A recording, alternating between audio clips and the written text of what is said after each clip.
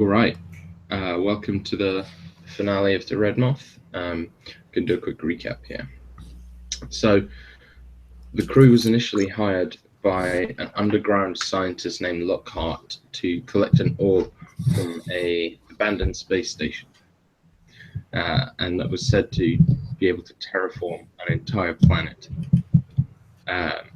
They went to the space station called the Leviathan, got the MacGuffin, met a droid called Arnold, and killed a one-armed space troll. However, they were cornered by carrying the crew, the Corsair captain, onto the orb for himself.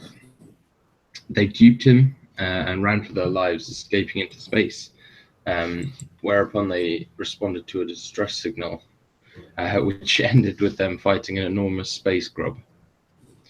They then reached Grevda again, only to find Lockhart dead, killed by triumvirate android police. The police captured the crew and took them back to the Helvetica, the Corsair ship. After a daring escape, facilitated by Arnold, involving finding a bomb, sneaking around, finding their way through a metric shit ton of Corsairs. The bomb primed and back up the elevator. The party escaped, and the Helvetica exploded. Lockhart left them a message telling them that they should go to Toric 4 and look for Gorim, as he was said to be able to help them with what they needed. And that's where the crew are on the way to now. So, Joe, why don't you go ahead and introduce your character? Well, Tinlor is a half-elf engineer, which was an off-spec class that Rob put me onto, and I gotta say it's been a ridiculous amount of 5e fun, and it's just exploring character and the abilities, the proficiencies, and that sort of thing. Either play a fighter or rogue. I mean, even just managing magic, I'm like, I didn't want to do it. I really got into the engineer in terms of the gadgets and things like that. There's a couple of different write-ups for them. I've read a bunch of them as a result of playing this character, and hooray fandom for coming up with stuff like this to make the game more fun with me. But anyway, Tinlor is he's an engineer, pilot of the kind of de facto captain of the Redmoth. And repeatedly has his butt saved by the likes of Davin the Bard or Torgrim the half-orc. Which, of course, those guys can get into their descriptions a little bit more too. But it's been a lot of fun so far. I'm really looking forward to seeing how we wrap things up. Yeah, definitely. Tim.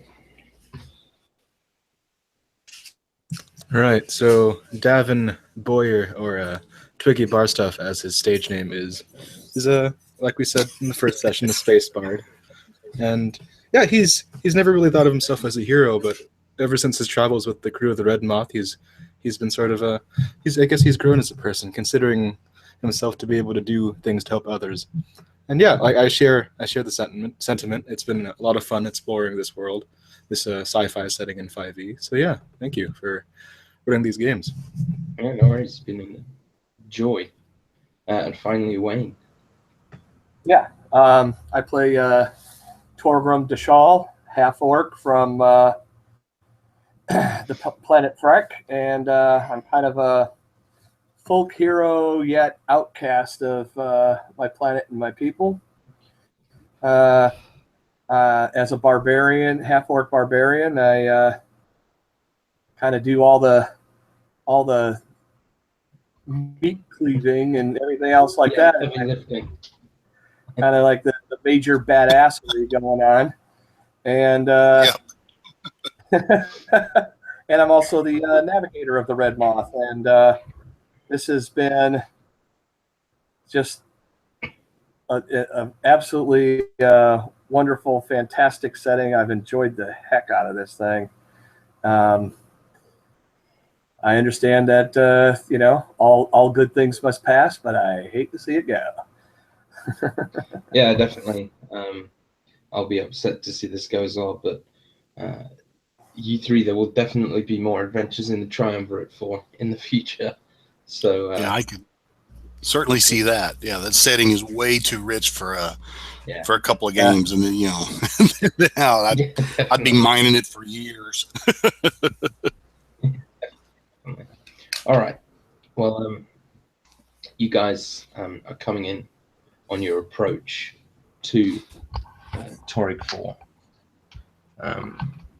It is a dark green, forested, constantly raining planet, and is very refreshing to see so much, rain and water in general, to be honest. As it comes into land on the torrential, downpouring surface of the planet, you're landing in the major city of Adaroth, and stepping out of the ship, you kind of feel the water on your face, and it's extremely refreshing after being cooped up in the Redmoth for so long. The city itself has a lot of greenery around, though the city is enormous itself and contains lots and lots of buildings. There are a lot of trees in the city, and it almost seems like nature is kind of growing back over the over the city. As you land, you can see that there's a couple of people walking around, but it seems like most people are kind of staying in out of the rain on this drizzly afternoon. You see a neon sign of a tavern up ahead, sort of flashing and kind of permeating the haze of the rain. It says the Blissful Mistress. There's also a large kind of official-looking building further on, and a number of houses around. What would you guys like to do?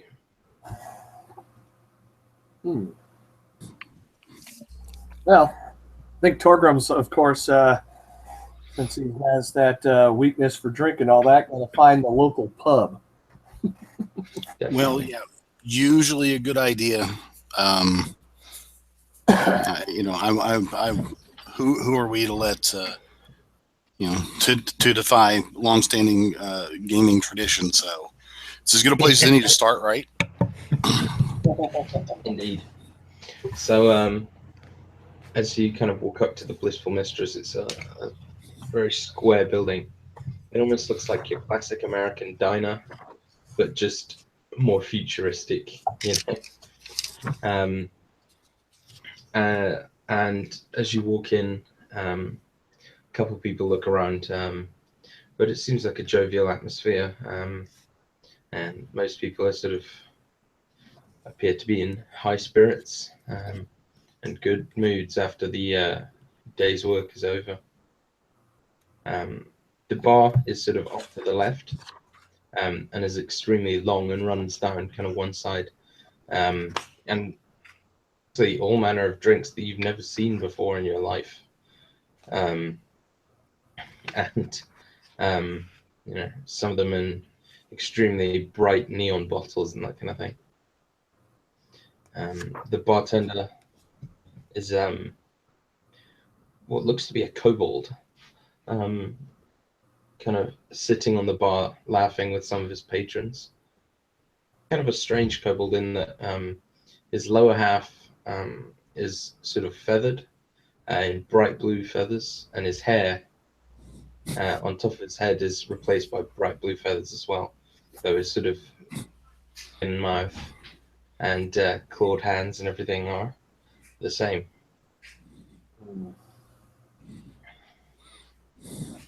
Wow. Torgrim's experience with kobolds. He pauses, kind of takes an assessment of the situation, figures, oh, what the hell. Right. Awesome. So, as you head up to the bar, he sees you coming and stands up, kind of spreading his arms wide. And he says, "Ah, newcomers! Hello, gentlemen. What can I get for you?" Well, Torgrim will start things off. Orc and Hellfire, if you've got it. Otherwise, what these humans like to drink that they call whiskey is fine. Well, and he sort of goes under the bar and he says, "I'm very sorry," says, "I seem to be out of both. However, I could offer you something else. We have many fine beverages here for you to sample." They all look too pretty and sweet to me, but And he says, "I can tell by that opinion that you're a connoisseur of the heavier stuff." And then he says, "Maybe you'll like this," and pulls out a sort of really dark brown bottle, and then looks at you and says, like, kind of points like a clawed finger at you and says, "No, I think you're more of the type in this stuff," and sort of throws it behind him, disregarding the bottle, which kind of crashes but somehow doesn't break over on another counter. And he reaches back under and pulls out a chest, which he types in a little passcode to and opens, and pulls out a black bottle that's sort of so black it's like Vanta black, seems to suck in the light. Puts it on the table. You can see there's a chain wrapped around it and an enormous skull and crossbones. Davin like slowly peeks over Torgrim's shoulder, just like terrified of what he's seeing. And Torgrim gets a glint in his eye. He's liking where this is going. and he says, "Well, I normally reserve this kind of stuff for Goliaths and or Demon lords, probably. creatures that can breathe fire. Usually, I'll be honest, but just something about your disposition tells me this is going to be right up your alley." And begins like trying to fiddle with the padlock. And he like screams really loud in sort of like, it kind of turns into a sort of almost like eagle, sound, like a kind of cawing, and kind of speaks in this weird sort of squeaking language. And you see like 3 of these tiny children, all with different brightly colored feathers, sort of running through, and they're all carrying about 15 keys each, and they just sort of pump the table and like going through each one trying to find the key. And he finds the right one, unlocks it, and pours it into a glass. And he says, "Quick, sir, you have to drink it quick or it melts the glass." I take it, hold it down. All right, give me a Constitution saving throw. I knew that. What the hell? I had to go for it. I had to.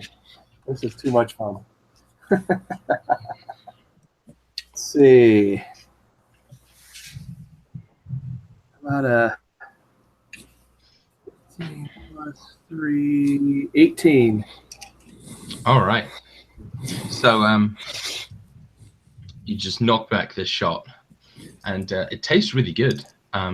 Sort of tastes kind of a fair amount like whiskey, but then you kind of feel every inch of your throat and mouth just suddenly kind of as if it's being like scratched by a few thousand needles. Not sore, but kind of just that tingling feeling. And then all of a sudden you feel this bubbling rising in your stomach. And he says, "Sir, I'd point that way." And he just sort of turns you around, at which point you just breathe an enormous gout of flame. About 5 feet long, just straight out in front of you. And then you turn back around, and the taste is gone. The pain has subsided, and you are feeling extremely drunk from a very small amount of alcohol. And you think that might be the greatest drink you've ever drunk. You're not sure. And so as you're sort of doing that, he turns to the other two and says, what can I get you, fine gentlemen? Oh, after seeing that, I'll have a beer or something similar. Whatever you got closest to an ale. I will have a fire extinguisher. No, some in a triumvirate, like dry gin, if you got some, would be great. And so you see him sort of nod and pull out 2 pint glasses, fills one of them with this pink frothy liquid and hands it to you, Tinlaw. And then you see him kind of pouring a few shots into this other pint glass and then topping it with whipped cream.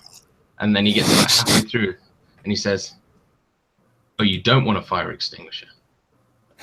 Oh, okay, very well. And kind of takes it and calls back through. Torgrim snatches it out of his hand before he can take it back. Follows that. And, he's like, oh, I really should pair those together, shouldn't I? And he sort of scratches a note into the desk with his claw. And he'll get you some gin. He says, now, the charge. For your first time here, you never need to pay money. I just want to hear your story to begin with. So why don't you start telling me why you guys are here and where you're from, and I'll pour you another round of drinks. Yeah. Torgrim is kind of like pouring himself onto a bar stool and all that, and like hiccuping and blurry-eyed and all that. And he looks at Tinlaw and says, "You tell him, Cal." I'm gonna give Tinlaw some background music as he does this. Very good. Well, and we theoretically we are here to find the end, I guess consumer would be the best word, the end recipient of the orb. Correct? Yeah. That's our idea, right? So depending on what we think our feathered kobold I guess Tinlaw will kind of huddle with Davin and in the vicinity of Torgrim. I mean, Torgrim's not a lot of help right now. I can understand with the higher brain functioning after that shot. But so basically it was one moment to the bartender, and he says, "Okay, so what do we want this guy to know, and how big a hurry are we in? Because the longer we keep this thing, the closer and closer we get to not getting out of these scrapes." Yeah, that's a good point. So we probably don't want to tell them that we have it. I don't think that's a good idea. I think we're looking exactly. I think we're looking for a buyer for it, and maybe that will help him put us onto the buyer for it. Because I mean, you know what I'm saying? Mm-hmm, yeah. So, okay. So, what was the name of our guy on Grevda? Lockhart. That was it. I was wanting to start with an H, but that was the second syllable. Okay. So, let's do that. Turn back to the bartender and say, "Okay, we are trying to find an individual who may be interested in us locating a particularly powerful energy source for him. Our previous contact on Grevda met with an untimely demise, so we're kind of flying blind here a little bit. And then over his shoulder to Davin's like, "How was that?" And like I'm in the middle of the verse and just give him a thumbs up. It's like, keep going. Okay. So Tell him about the space monsters. Tell him about the space monsters. Well, that's true. That's why we're looking for this person, because since we heard of this thing, life's gotten rather complicated, and we like hauling stuff from point A to point B and back again, buy around, wash, rinse, repeat. All this stuff with space trolls and creths and religious cults and space crusade pirate guys coming after us. Look, I'm over it. I want to haul some stuff. So we got to wrap this thing up, and I'm hoping you can help us. And also one-armed space trolls. And he sort of, you see him visibly kind of recoil at, the word Creth, but he's super like leaning in, intrigued by his story, and then he sort of sits for a moment and thinks, and sort of, you see him kind of like looking around, just contemplating, and then he says, "Right, I'll pour you some drinks." And there's another skull shot for Torgrim with a fire extinguisher on the side. Gin for Davin and a pink ale for Tinlaw. So Tinlaw, the pink ale has a napkin underneath it. And as you kind of lift up your second drink, you see that it says, "Meet me in 10 minutes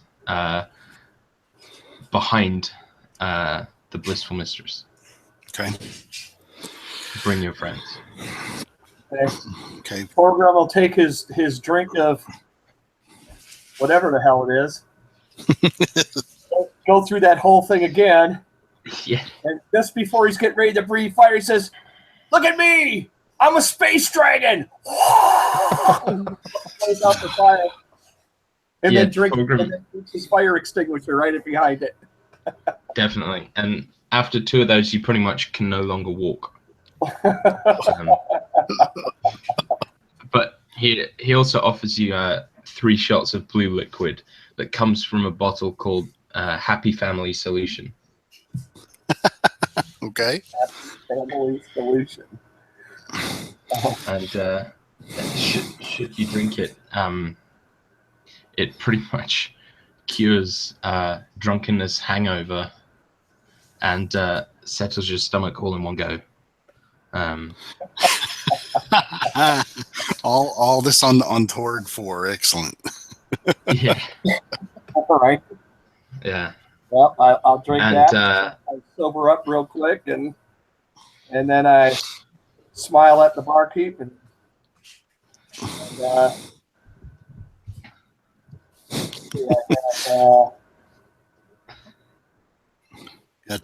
Tim will pocket the I'll tell napkin. you, I got for all this wonderful stuff and everything. I'll,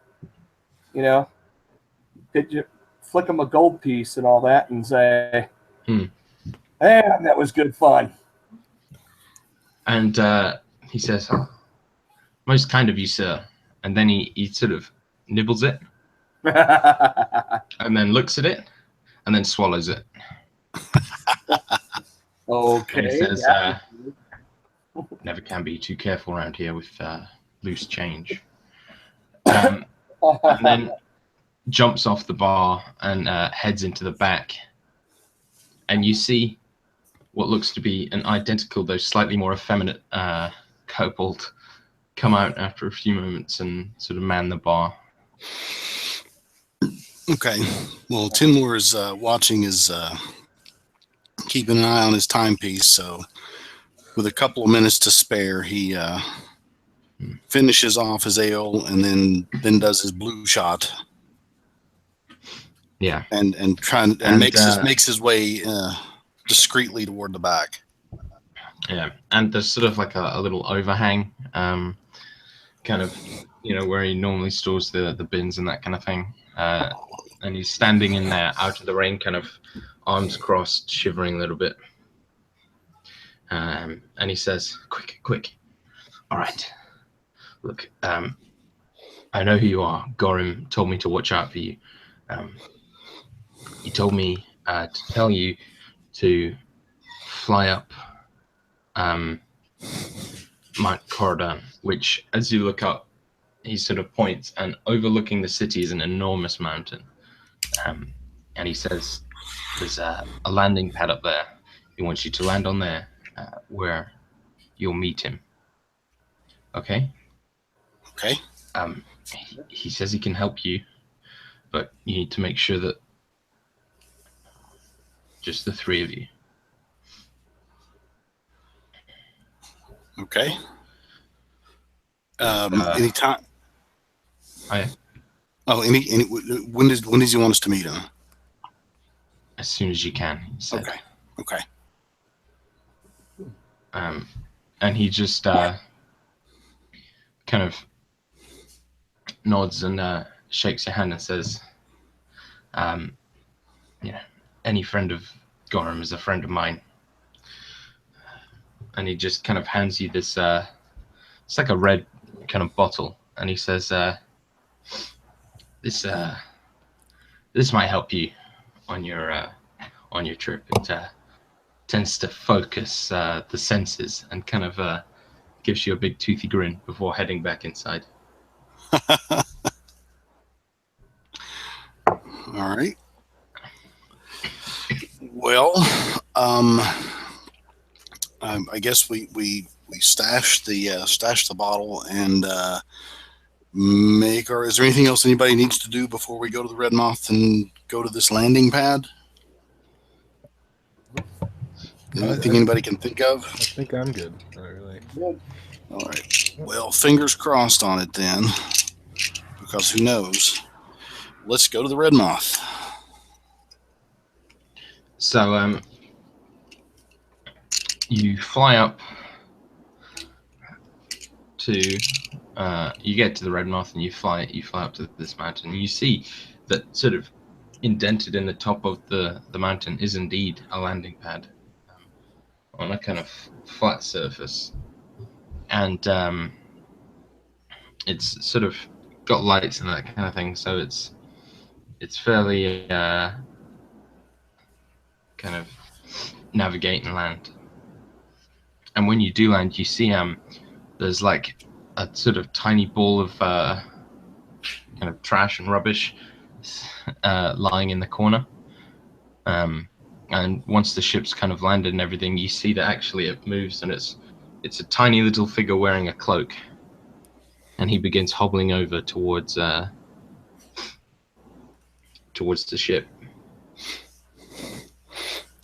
He kind of comes right up to the cockpit and just starts banging the ship with a wooden cane and shouting something, but you can't really hear it. Well, I'm guessing this is Gorm. I don't know, but okay. Well, let's prepare to meet this guy and see what's next. I for obvious reasons, we're alert for anything that might be might not be on the up and up. Things have gotten really complicated. So I'm not saying I'm going out with pistols on him or anything, but Yeah. So as the door opens and you guys kind of come out, you see his head kind of poke around, and you see he's got this sort of blackish green mottled skin, extremely massive bat ears. He's about 3 feet tall, kind of a jagged, sort of angry looking face and huge black eyes. And he just kind of stares at you from sort of standing next to your ship. Anyone can make a history or nature check if they want to identify what he might be. I would like to do that. History is one of my proficiencies, so.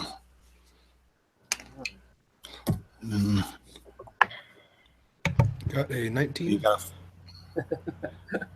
I got a 3. I got a 14. Oh, 15, sorry. Yeah, nice. So, Devin, you've actually dealt with one of these before. You were once playing a show. Maybe it was here, maybe it was somewhere else, and we're kind of playing a song and singing, and one of these little guys came and joined in, and he looked pretty much exactly the same as this guy, but he sort of was banging with his staff and was just joining him with the terrible singing, and you were sort of like, he was not a good singer, and you're sort of a bit disgruntled at what he was doing, but it eventually sort of, you both got drunk enough to where it was pretty fun in the end. But you know, after talking with this guy a lot, that this is a quintessential bat goblin. They're pretty much bat goblin. They're pretty much your quintessential goblin, but you know, sort of more to living at night, kind of slightly insane nocturnal dudes, but generally they're pretty all right. They're not your sort of classic adventurer, killing, looting and stealing kind of guys. They just sort of tend to, you know, chill and not really get up too much, sort of lazy. And he just stares at you and blinks, and when he does, like kind of his left eye blinks, and then a second later his right eye blinks. It's sort of like this weird sort of side to side motion, and he just stares at you.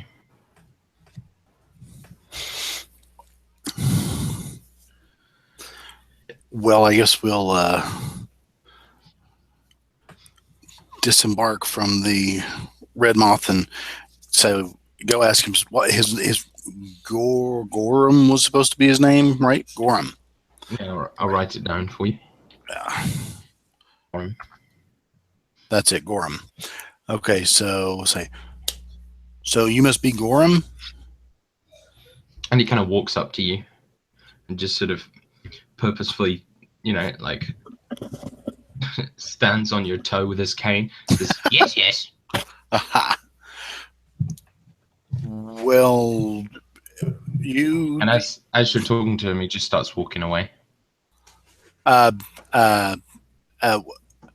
So anyway, kind of, I mean, he's little, so I guess it won't take too much to catch up to him, but we catch up to him.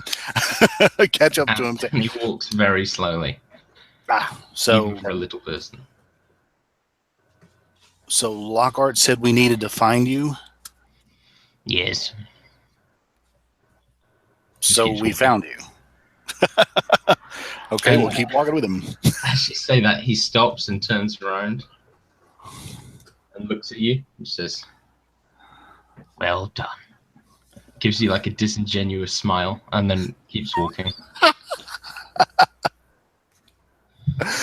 Arnold's sort of floating next to you and kind of robot whispers in your ear, I don't think I like him.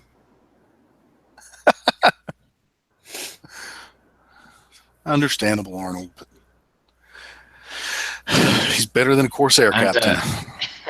As you say that, he turns around and just looks at the droid, and you sort of look at him and you see that his ears are definitely the largest part of his body, and there's no chance in hell that someone with ears that large did not hear even the tiniest whisper. And so he just stares at the droid for a second, who sort of shrinks back behind you and then keeps walking.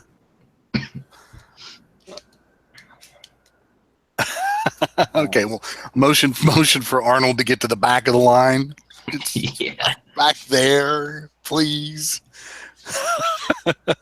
Tindler's just more and more convinced that this orb's going to eventually blow up and destroy whatever planet the Red Moth is on, and everybody with it. So he's about finished with it. So, well, we'll scurry along after Gorham, the Bat Goblin, and so do you want this thing? And he says, we'll talk about it inside. Okay, that makes sense. Kind of Tindler wipes his brow theatrically for Torgrim and Davin.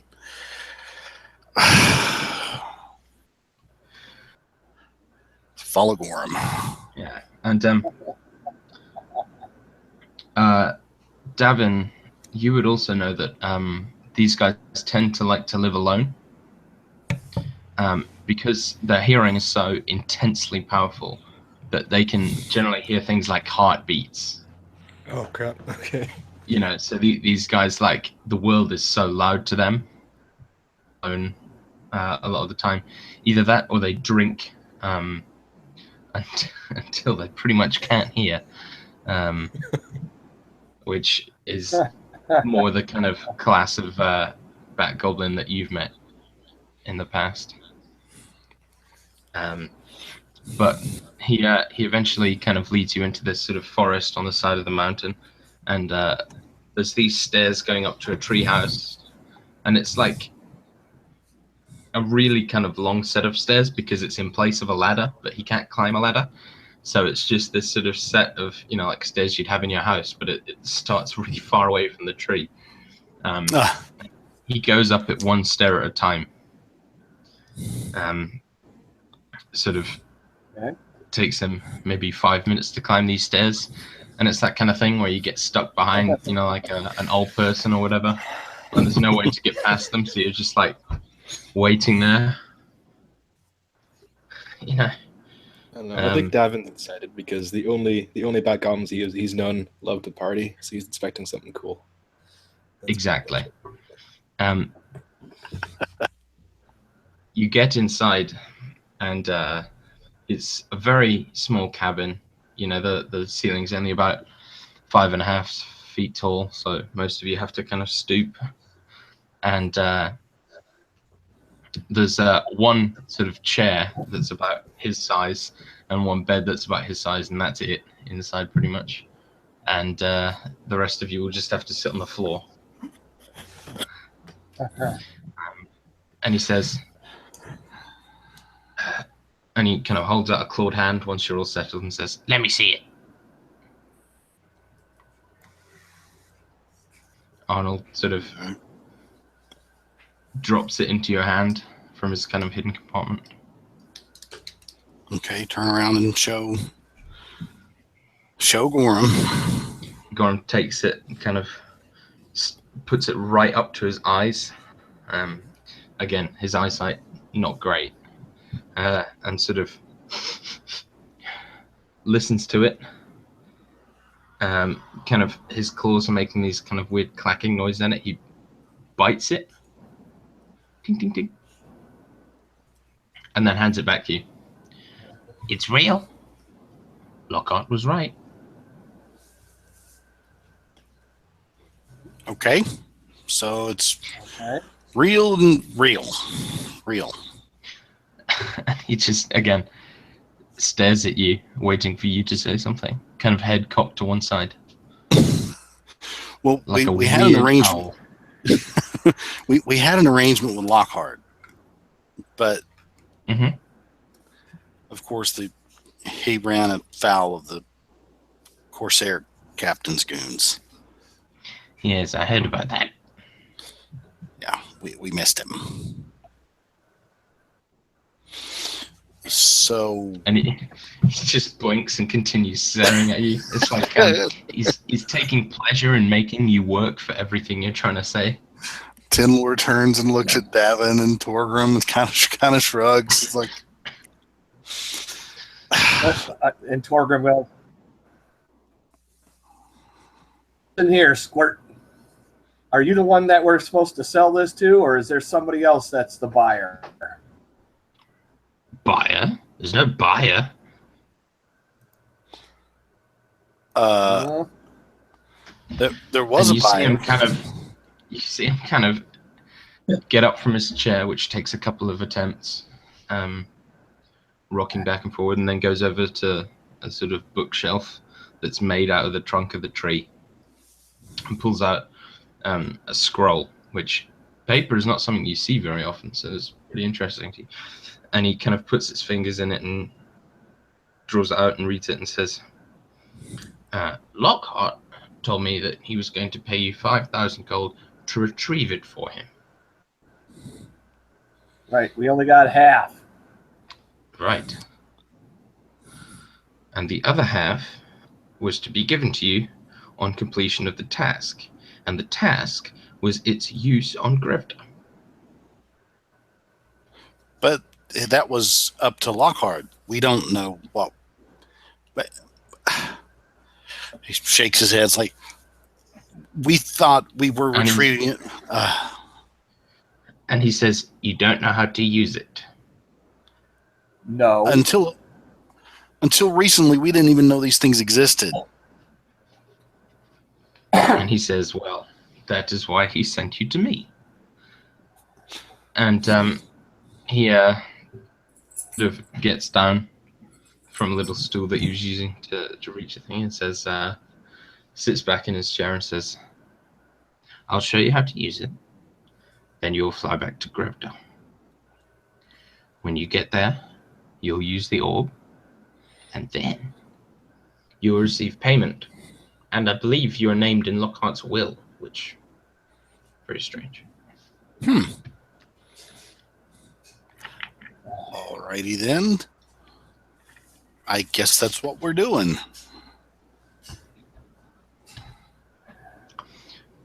And he says, and shakes it and goes, Lurch. and he says, I should like to come with you to make sure it's done properly. That's understandable. Very well. We leave now. And then he gets up and begins walking out the door. And trekking down the stairs. You guys feel like you could go for a snooze, before he gets down the stairs. Tinlor's looking over the edge like, can I just jump it? Yeah. No.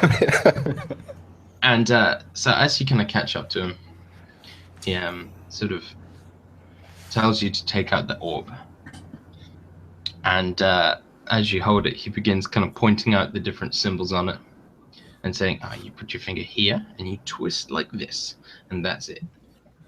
Make sure when you do, though, you throw it up into the sky. And he's kind of showing you its uses. And sort of if you put your hand wrong, he'll smack it with the cane. And then as you sort of walk, he's showing you how to use it and everything. While this What was is that going one? on, Torgrim just stumps away. I'll fire up the engines and heads for the Redmoth quickly. Right. And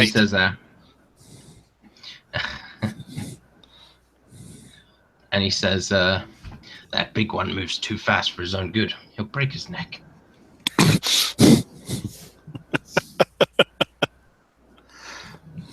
As you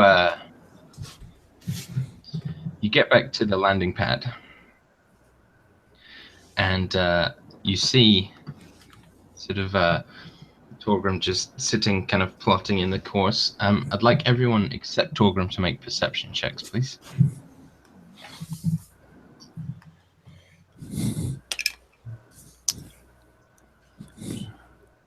Oh, wow.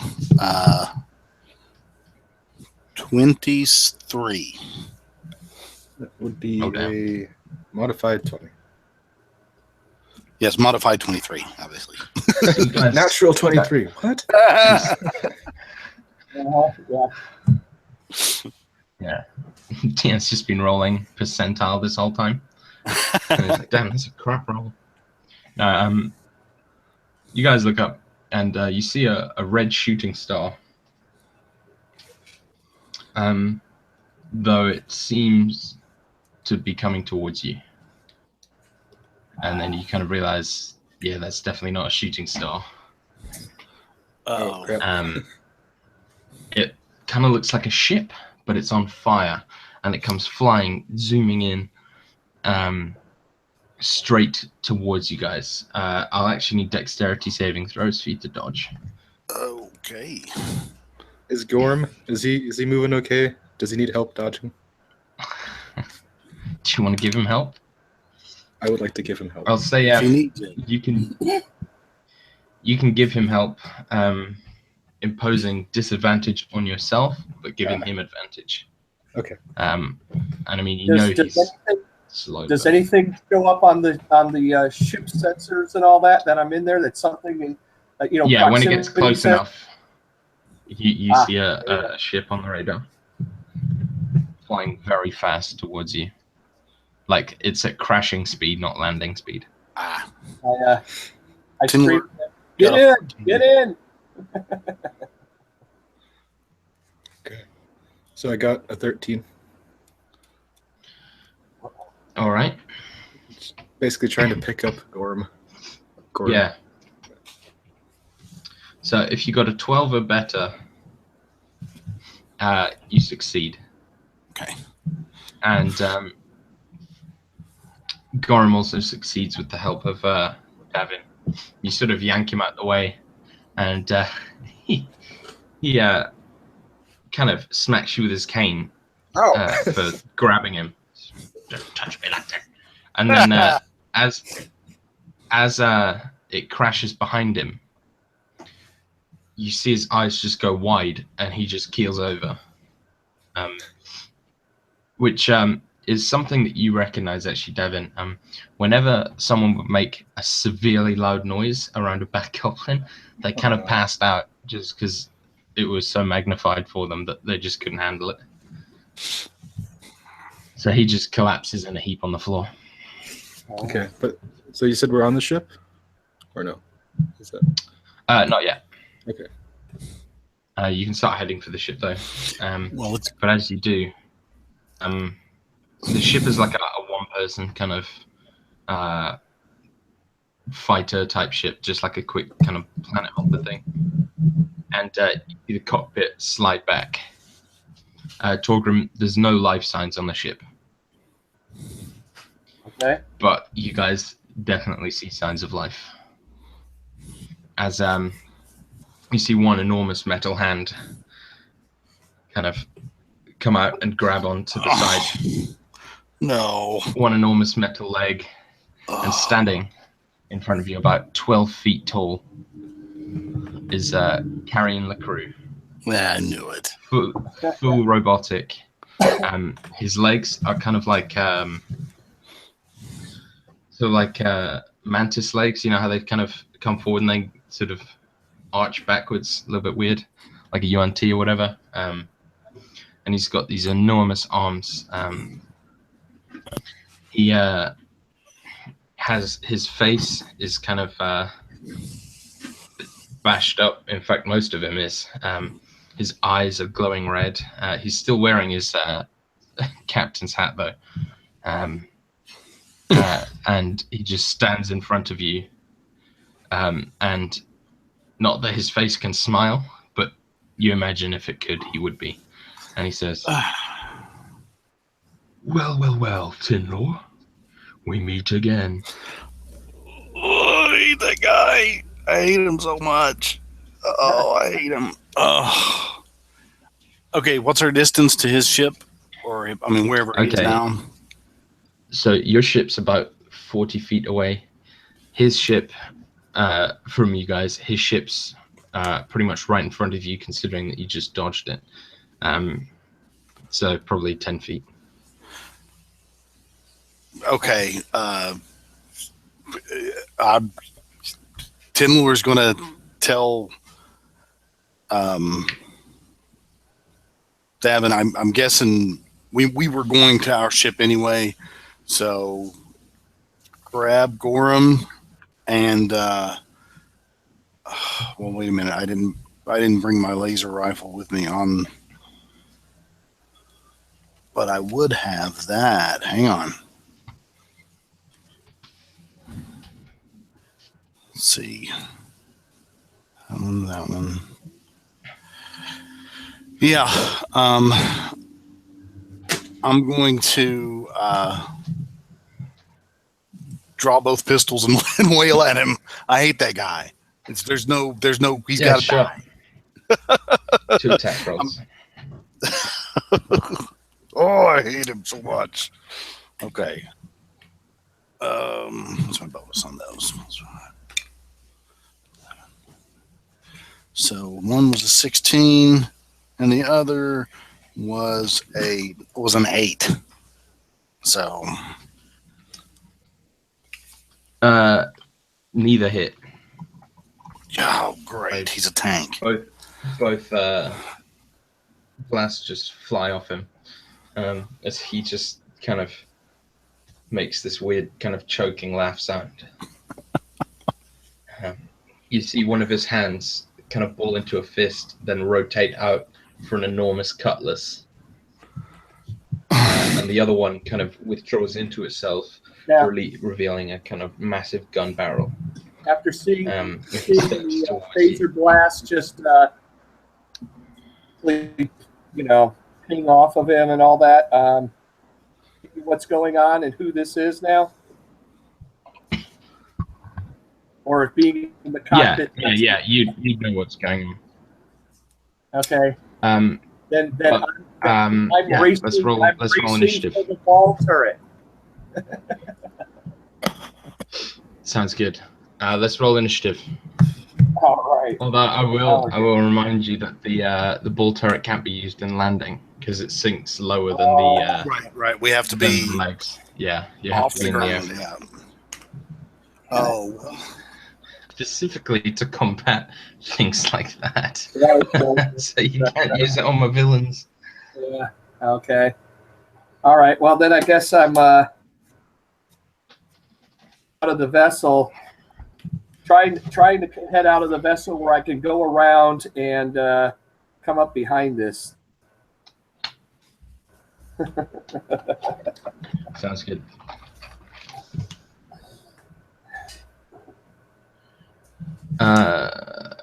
What was your initiative there, Joe?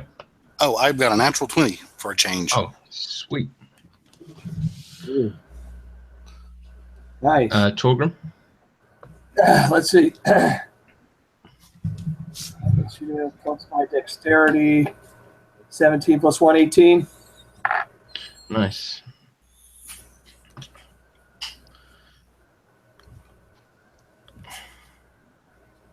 All right. Tinlaw, you're up first. No surprises there. Well, in that case, I am running to the ship. I'm going to do everything I can to get to the ship as quickly as I can and not have that guy kill me with his cutlass or his hand cannon. Yeah, so we'll have to dodge to do that, though the ship is sort of behind him. So either you can get there and take an opportunity attack against you, or you cannot get there, but you sort of go around the long way and you have to get there next to him.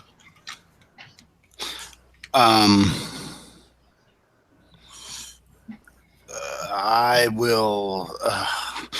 So for Davin and Gorham to get to the ship, because they're effectively with me, I guess. Right. Well, or did they? How can I help them get there? Because without Gorham, this thing is. I mean, I'm imagining we didn't get our full lesson on the orb, so we still need Gorham. Yeah. So I want to do whatever I can to help them get there as well, even if that means I don't get there until the next round. Okay. Well, I'll say that if you take an opportunity attack, it'll mean they'll be able to get there. Okay. You go around the long way, he'd probably go for them because they'd be close. I'm gonna fighting retreat. Yeah, that's what we'll do. That big metal goon.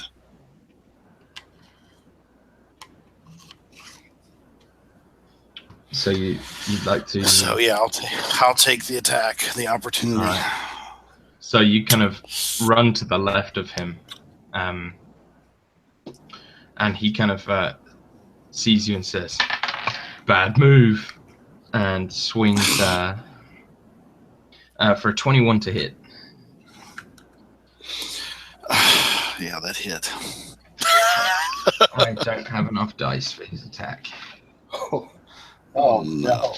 Don't have a Nice knowing you. You take 12 points of slashing. Oh my god. Oh. Ouch. Yeah, as his massive cutlass just rakes across your chest, and you see the blood kind of pooling through your shirt. Then on his turn, he's going to spin, and I'd like dexterity saving throws from Davin and Tinlaw, please. Not Gorim, because Gorim is now clutched onto the shoulder of Davin. Does that affect my roll at all? Or do I just roll it straight? He literally weighs so little that you think having him on top of you makes you lighter. Awesome. This is literally like this is making me so happy because as you can probably tell, a lot of the inspiration for him came from Yoda. Oh yeah. Right. And him hanging off the shoulder of one of our protagonists, like hitting him with sticks and stuff, just makes me happy. Exactly. He works that image wholesale, yeah.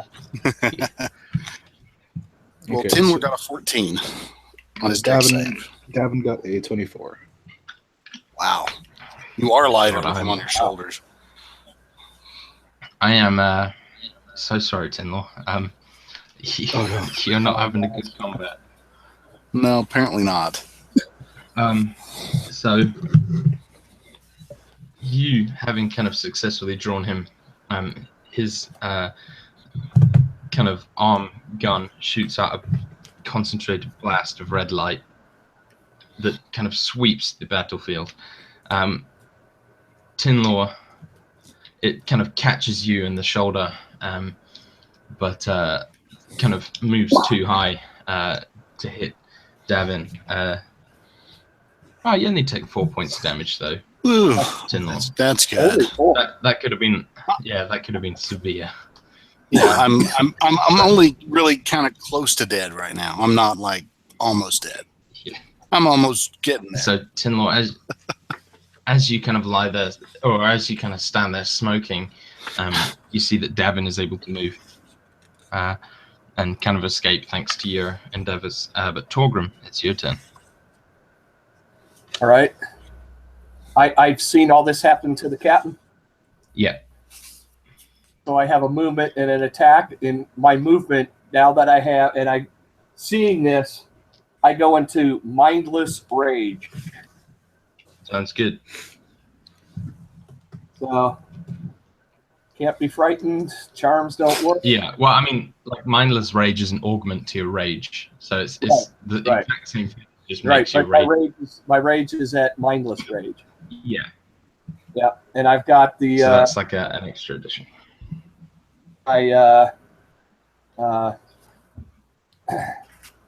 Bolt sweeper in one hand and my great axe in the other. And I'm charging this thing.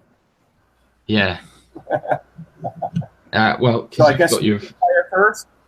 Crazy barbarian movement. Yeah, you can actually move up to him and attack if you'd like. All right. Then I'll point blank that bolt sweeper and come down with that axe. And have you won't be able to do both because they're both heavy weapons. I'll do the bolt sweeper first then.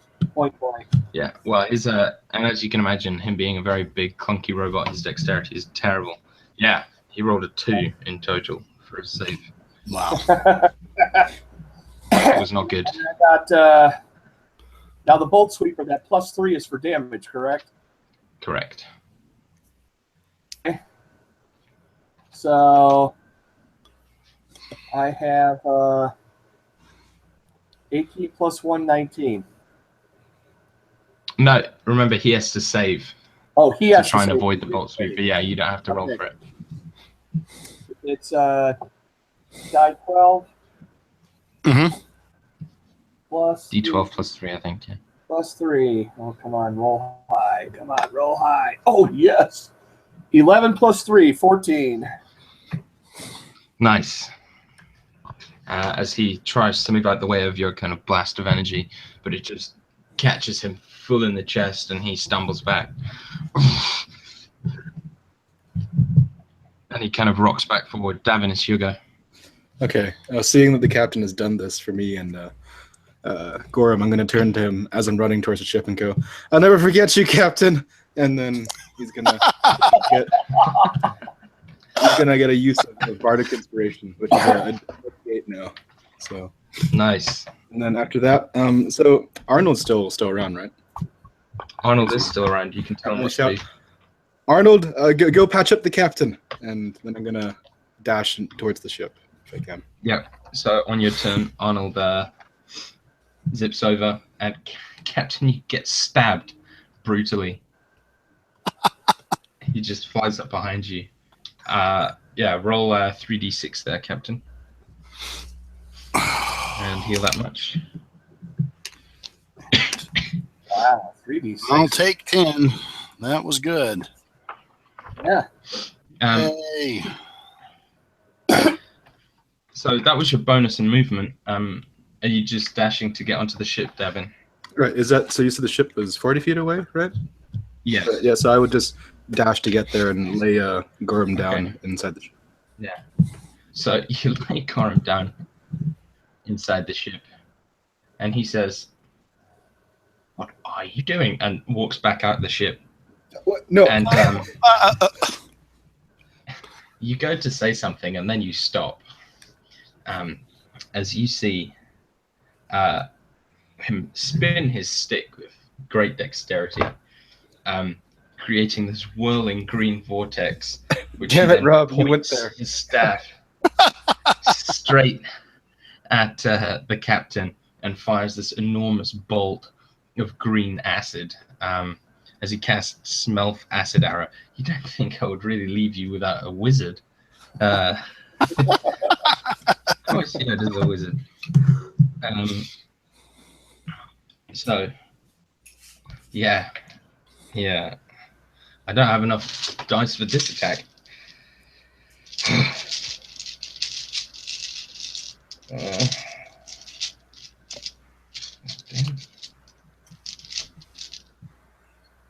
Good. So he fires this great glob of, or this great kind of bolt of acid, which deals 13 damage to the captain, or to the Corsair captain. Yeah, the Corsair captain. Who, as you can imagine, robotics and acid do not get on well, so he takes extra damage from that. Begin to melt away, kind of like rust and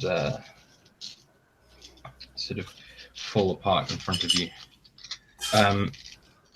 Tinlaw, back up to your turn. Okay, so with everything that's happened to me, yeah, you can just move to get on the ship. Okay. That will not cause you to take another opportunity attack or anything. Yeah, let's yeah, he just crashed his ship. So I'm making for the Redmoth. I'm going to go to the ship, and because Torgrim, you already got it ready to take off. We're just the engines are warming. It's just we're just not there yet. Yeah. So I'm going to go back to the Redmoth and to the to the boarding ramp, but not onto the ship yet. We're waiting to get everybody else on here. Yeah, so everyone's on except Arnold, and Gorham is also next to you on the landing kind of bit. So Torgrim, on your turn, if you want, you can make you can take off as your action. Actually, no, Torgrim, you're not on the ship. Actually, I just realized you went to attack him, so you're off next to the ship. But someone can use their turn to get into the room and fly off. Okay. Tinlaw, are you going to tell Arnold to do anything? Yeah, get on the ship. Okay. Yeah, so he just flies right around him and flies towards the ship. But first, it's Carrion. He's called Carrion the Crew version 2.0. 2.0. And he turns around and says, "Well then, little orc," and swings at you with his cutlass for a 21 to hit. Jeez. What's that number? Yeah. One. You take 13 points of slashing damage, which is halved to 6. Then I also need a DC 15 Dex save from you, please.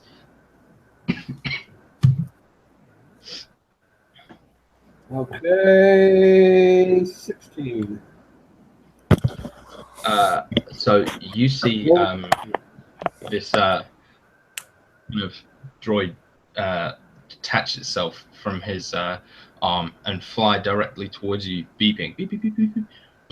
But you're able to kind of dodge out the way, and it hits the floor, exploding. So you only take half the damage. So you only take 6 points of explosion damage. Force damage, yeah. Which isn't half for you, but is only 6 points. Okay. And then he kind of advances on you. Your turn, Torgrim. You mean the LaCrew is, right? Right. Yeah. All right. With all that acid all over him, I don't want to ruin my axe, so I just go at him with the bolt sweeper again. Yeah, he'll try and dodge. Nope. Roll -1. Really? Yeah. Wow. He's not good. So yeah, roll your d12. Okay. Let's see. 15 plus 1, 17. Yeah. That will still hit. Oh, nice. Well, yeah. You only need to roll the d12 because he didn't dodge. Oh! That's right. I keep forgetting that I don't do the right. Okay, 10, yeah, it's 13 more. Yeah. Jeez, nice. Yeah, he grunts as it kind of smashes into him.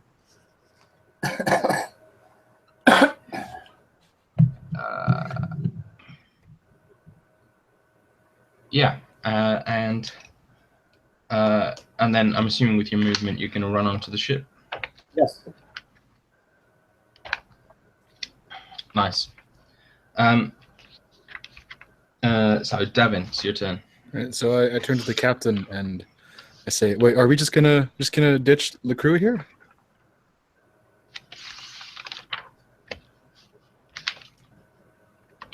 Captain. You're muted, Joe. Yeah, we're not going to leave him here. We're just taking off. Oh, I see. Okay. And then Davin gets this grin on his face, and he goes, "Aye," and then he's gonna head up to the command console and yeah. So it's pretty much a big red button that you can just smash and it'll take off. I smash it very hard. Yeah. It breaks. The ship doesn't. Oh no. Yeah. So the ship kind of begins to hover into the air. Okay. Torgrim leaps onto the back and close the gate. the back gate, whatever it is, the ramp. Yeah. So everyone's on the ship, but Tinlaw and Gorham are still hanging off. Gorham's actually standing on the banister of the ramp, which is extremely precarious, but somehow he's kind of sitting on there. And he sees. Yeah, I've always wanted to do this. I'm just gonna fucking do it for fun. So he sees. Yeah, I will have fun as well. He sees Carrion running as if he's gonna try and like jump onto the ship, which he's big enough to where it would make a difference. Him kind of hanging off one side, and so it says, "Oh no, you don't, little man." And again, spins his staff and down in like a sword motion, and nothing happens for a moment. And then you sort of look up to the sky, which becomes even darker above, and just all the rain suddenly turns to these rock-hard, fist-sized balls of ice that just come flying down, pretty much only in a radius around him. So he just keeps the ship out of the area, but these just huge balls of ice and rock just come flying out of the sky. The floor underneath him turns to ice and he begins to slip over.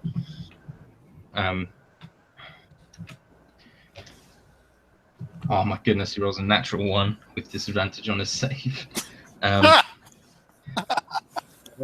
takes a metric butt ton of damage. Oh wow, yeah, that was high rolls as well.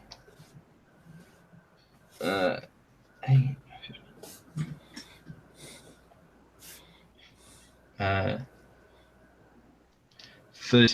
points of damage. Parts are breaking off now. Yeah, 14 of which was 14 of which was bludgeoning, and the rest of which was cold. He just gets destroyed by this ice storm, and Gorham just turns to you and just smiles before heading inside. Excellent. So when he does go inside, he passes out. He seems to have exerted himself quite a great deal, Well, we're heading to Grevda, so he can take a nap if he needs to. Yeah, well, it's like a week's travel anyway. Right. So. Yeah, what would you guys like to do? Well, I guess there's seeing Arnold in the sick bay, basically, and getting some points healed. Yeah, and so everyone's inside. Yeah, and Tinlor just to make sure is looking out to see if the crew is moving. Oh, he's still trying to get up. He is, he's had the shit kicked out of him, but he is one tough robot. Yeah, in that case, I'm going to climb into the pilot seat, get up to altitude, spin around, and target him with the standard arc phasers on the Redmoth. Hell yeah! I want to make a crater out of that guy. This is where the chaotic neutral alignment really comes in. Yep, same here. All turret. Yeah. So we're on. We're still in initiative. So Torgrim, you'll be able to bolt out on your turn. Tinlaw, give me the roll. I'm just trying to remember what the roll bloody is. Well, that's with the damage on the arc phasers is 1d20.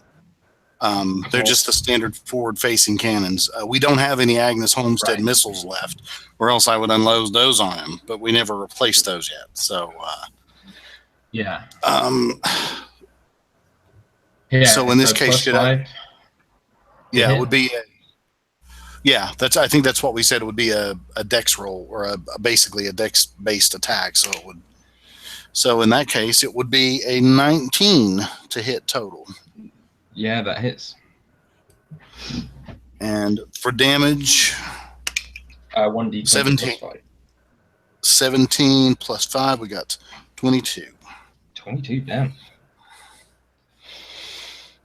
Yeah, these two kind of bolts just, and he kind of falls over again, sort of comedy of error style. But he gets himself up and fires his laser at the ship. Now, I am going to be a bit mean here and say that, your ship is maneuverable, but it's not, maneuverable to a couple of feet in a couple of nanoseconds. So Right. he will automatically hit you with his laser, which shouldn't be too bad for the ship, to be honest. 12 points of force damage there. Okay. Which, if someone could note down for the ship. Yeah. I mean, the ship's got 500 hit points, so, Right. And he is going to lunge. Damn it. He's going to lunge and try and grab onto the bottom of the ship. Oh, fuck me. So he crit. So Torgrim, you're like settling yourself into the ball cannon, just like, kind of getting the controls ready, powering up, and you just see him just land, hands grabbing the barrel of the gun, just hanging onto the side of it, looking at you. Jesus. Oh, man.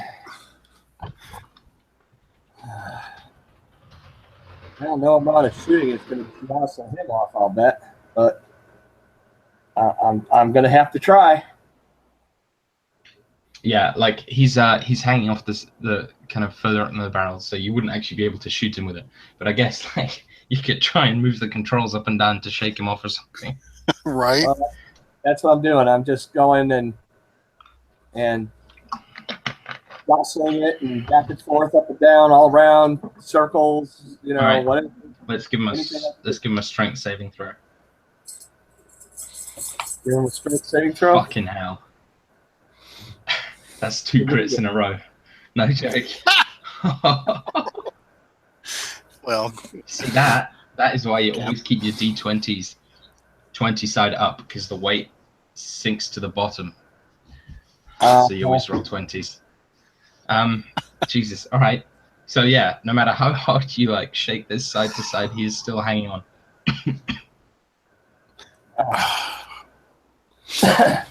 Well, this is a sealed. This is basically a sealed container. So we sure as hell don't want to punch through this. Yeah. We lose atmosphere. He's beginning to sort of. It looks like he's going to try and climb up onto the side of the ship next to him. I'm just going to bring the ball turret up so he's inside the chamber. So he doesn't try to punch through the hull. Well, you're going to bring him. You're going to bring him into the ship. I'm going to have to bring him into the ship. How am I going to get him out? The only way I'm going to be able to fight this damn thing is if I got him on board. If Tindler can tell, can I tell he's on the ship or not? Yeah, I'm assuming Torgrim would have been like. Yeah, on the common. Yeah. Well, bloody hell. This is a lush green planet, Torg 4, correct? Correct. Yeah. Lots of foliage and trees. Correct. Yeah. So I'm gonna call over to Torgrim on the intercom and say, if he's hanging off the barrel, I'm gonna say, point the barrel straight down. All right. And on my Davin's got to go next, correct? Yeah, Davin's go. Yeah. All right. So I point the barrels as straight down they go. Nice. Davin, what would you like to do?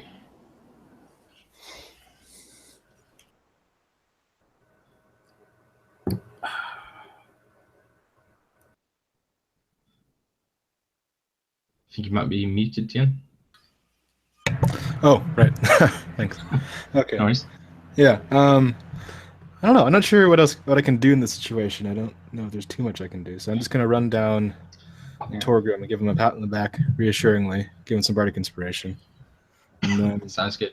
I'm gonna, You can hold your action if you wish. Oh, yeah. It's cool. Yeah, I will do. What I would tell him to do is sing me a good death song. Nice. So Gorham is just going to go. Well, he's passed out on the floor of the ship, so he's just going to stay where he is. And as the ship moves forward, he kind of slides towards the back. Tinlaw. I'm going to pick the lushest, most overgrown part of forestry canopy I can find, and I'm going to aim for it. And the belly of this ship is going to be right at the top of the trees, which means the barrel that Captain Stinky Pants is hanging off of he's going to get battered by them. And we're escaping. This is escape velocity from the planet's gravity because we're going to Grevda. Right. Yeah. So So I want a piloting check at disadvantage from you, please. Piloting check at disadvantage. Okay. You should use your bardic inspiration. Yeah. So you can roll a d8 and add that. I shall. That.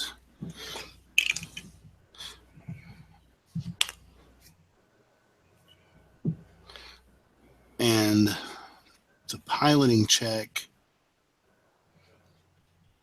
Did I have that as a skill that's not listed on the character sheet? Yeah, it's not on the character sheet. It's your. I think you said it was your intelligence or your dexterity, maybe. That was it. Whichever one of those is higher, plus proficiency. Right. Okay, so that would 21. Yeah. So as you fly along the ship, you bash him on various trees, and he'll roll at disadvantage with a natural one. Yes! Finally! Yes.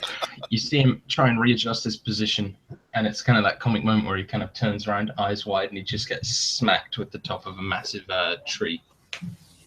And Torgrim gets a great view of him just getting flung back into the forest.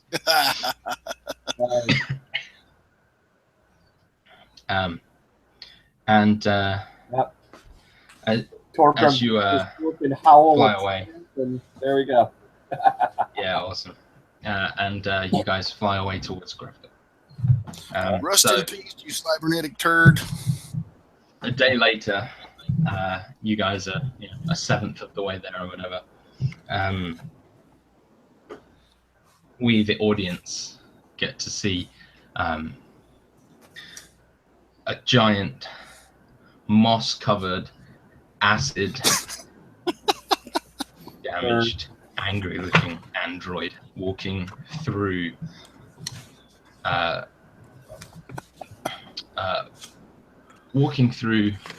streets of the town you were in Torrid 4. He walks to the landing pad where there's a whole host of ships lined up. You see his crunching feet just causing almost cracks in the pavement at his immense weight, and his melted kind of acid-looking face scares people who give him a wide berth. He walks towards an extremely sleek-looking ship, which,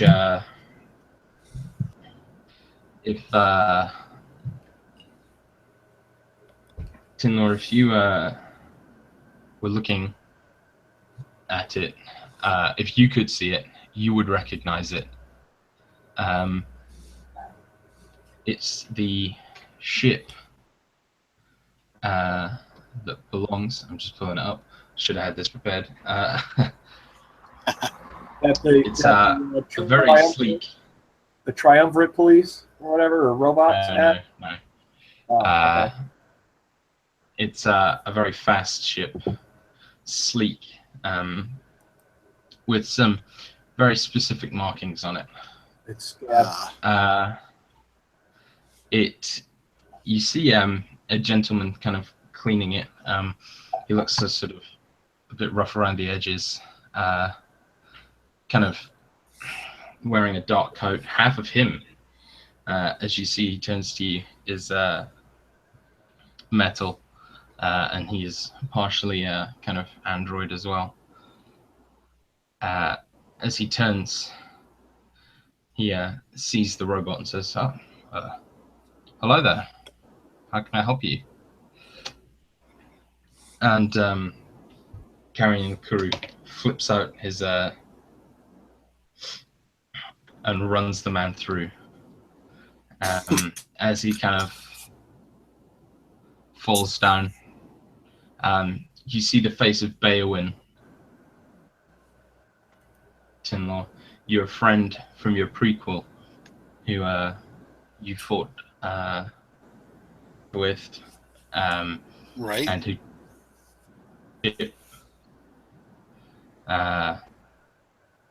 the Moon Willow, that's the name of the ship. You see his final moments as he lies on the floor bleeding out, coughing and spluttering. And as Carrion enters the Moon Willow and takes off, flying at an extreme pace towards Grevda, the scene kind of closes out. You see,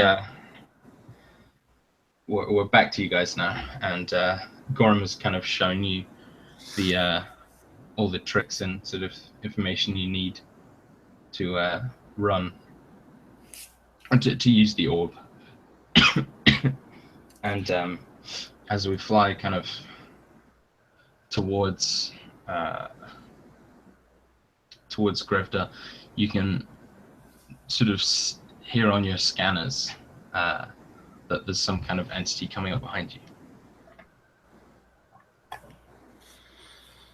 And how many days out are we now?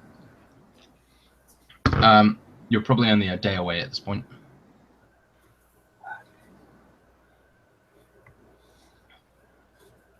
But What this does it have, like ship, 1,000 yeah. hit points? Pardon, sorry? I said, man, what does this thing have? Like 1,000 hit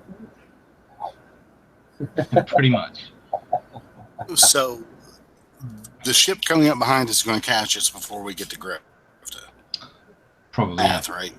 Yeah. Probably about a day and a half. Okay, so we are our shields should be. I mean, we did take 12 damage from him there, but we're Yeah. And as you look on the screen, you recognize the call sign of the ship. right. But I also saw No, that was the ship. Yeah, that was player That was- knowledge. that was a Okay. movie scene. We didn't see that.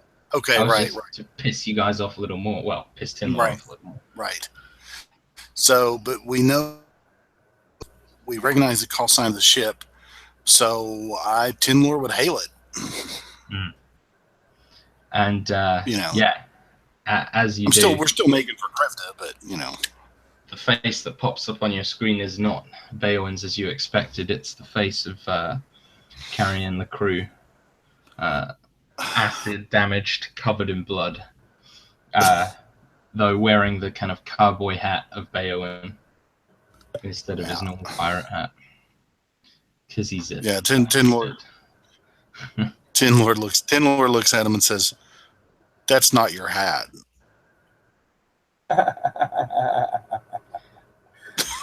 And It's so he so says, subtle. "Anything is mine when I'm strong enough to take it." Uh-huh. Okay, so in our basically in our immediate area, the only thing close. I mean, if we're that close to Grevda, that's all there is. There's not. I mean, we're just We're less only than a day out. 6 days away. Now, the other thing you remember Yeah. about the Moonwalker is that it has no weapons of its own. It is designed to be extremely fast, but has nothing weighing it down, so it has no weapons, but it can move about twice the speed of your ship. Right. Oh, great. Well, Torgrim is heading for the ball turret again. yeah, good idea. We've got the ball turret. We've got the arc phasers, but of course those are forward facing. Right. And over the ship's communications link, Tinlor will tell Torgrim, if you can at all drive him in front of us once the shooting starts, I'll try to help with the arc phasers. But otherwise, it's going to be on you if blasts start flying. So and back to as the back to the crew. Yeah, as the kind of ball turret begins to lower, you see his face on the screen kind of smile again and says, and you see the ship disappear from your scanner as it flies straight down, and kind of takes a wide route towards Grevda, out of your line of sight. I figured. Be too easy. Yeah. I'm gonna make you work for it. So So we're gonna skip forward another day. You guys land on Grevda. As you land, you don't see any signs of his ship, and as you step off, you don't see any signs of any people either. Like, it all looks kind of deserted. Oh no. I hate that guy. Yeah. Killed all our friends, all our enemies? Is that what we're looking at? I mean, do we see bodies lying around? No. Or does it just look abandoned? It just looks abandoned. Looks abandoned. Okay, well, let's do what we got to do and get out of here. And if anybody sees LeCrew, kill him and don't bother recycling the parts. You hear, coming from the mine entrance, a kind of chain clanking sound. And you see Slab walking out. But his arms and neck are have kind of chain manacles around them. And he is tied to another about 150 other people with the same chains. And they're all chained together. And finally walking out of the mine is Carrion LeCrew, holding in one hand the chains, which are connected to what looks to be the kind of power exhaust for his arm kind of laser. And you can immediately see Tinlor, like, basically designed the phasers on the Redmoth the exact same way. How it works is all the electricity is grounded into this exhaust, but he's unplugged it and instead kind of attached the chain to it, so that when he fires his laser, there's going to be a lethal shock running through the chain. Oh, jeez. And he just stands there in the beating sun, staring at you. And with that cliffhanger moment, can we take a 5? I was about to suggest the exact same thing. Good. We will reconvene in 5 minutes. Thank Excellent. you. Perfect.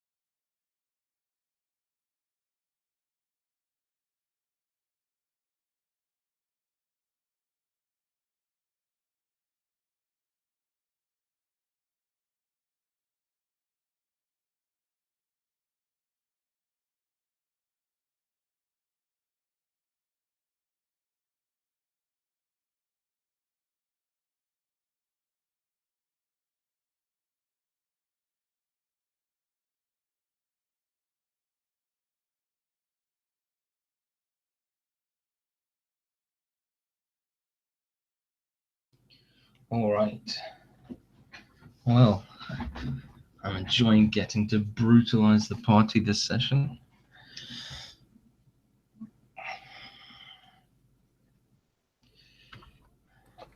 I heard that. You know, GMs aren't supposed to admit that that's what they really want to do.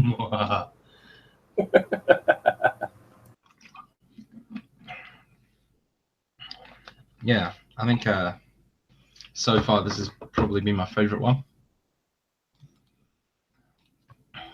Just because it's sort of all coming to a head and I'm getting to play a wizard and a complete bastard, so, you know.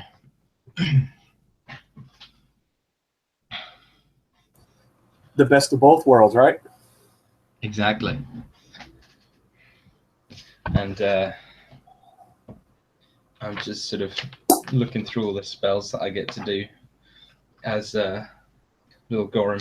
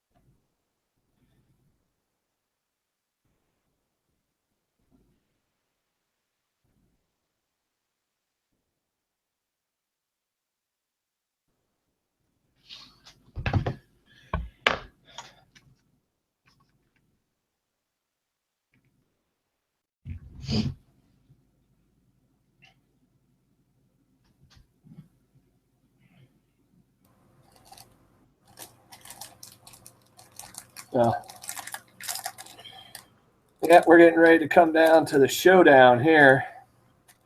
Yeah, I'm interested to see the way this goes.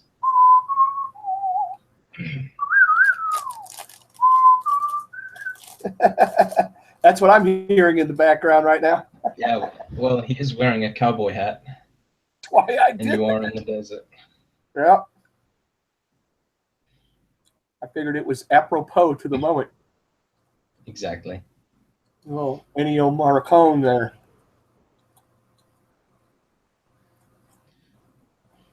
Hello.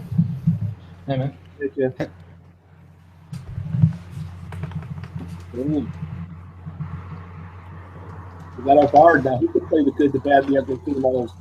Yeah. He can just sit on the sidelines and play badass music.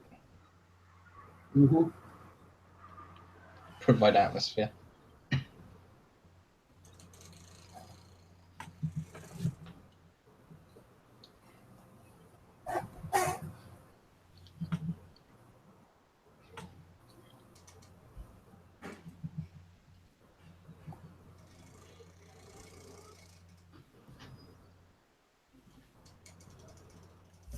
Hello. Hey. There we are.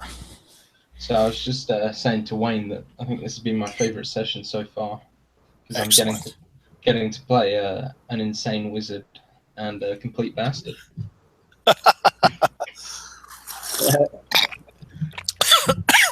That is true. Wait, hey, Kinlar, we don't need you choking on your on your beverage there before the big battle. Right. Yeah, don't worry, Carrion will choke him for you. Yeah. Right. I don't need any help. He'll take care of it. Well, I say we jump back into it.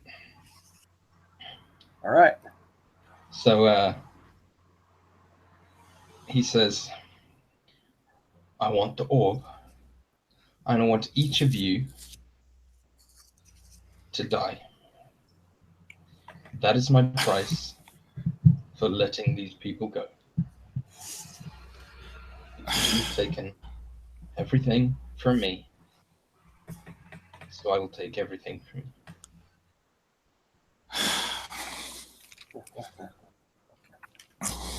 So basically, as soon as he fires his arm cannon, Everybody dies. everybody in that chain, up to and including Slab, dies. Yeah, in your expert opinion. Yeah. Well, I'll relay that to Torgrim and Davin in case they didn't pick up on it. Yeah. And it's just he'll look at LaCrue. Tendler looks at LaCrue and says, "You want us to die? What a coincidence! We want you to die." Uh-huh. He didn't say anything. He just smiles at you. Uh-huh. So we are off the ship. Is Arnold still on the ship, or did he come with us? Up to you.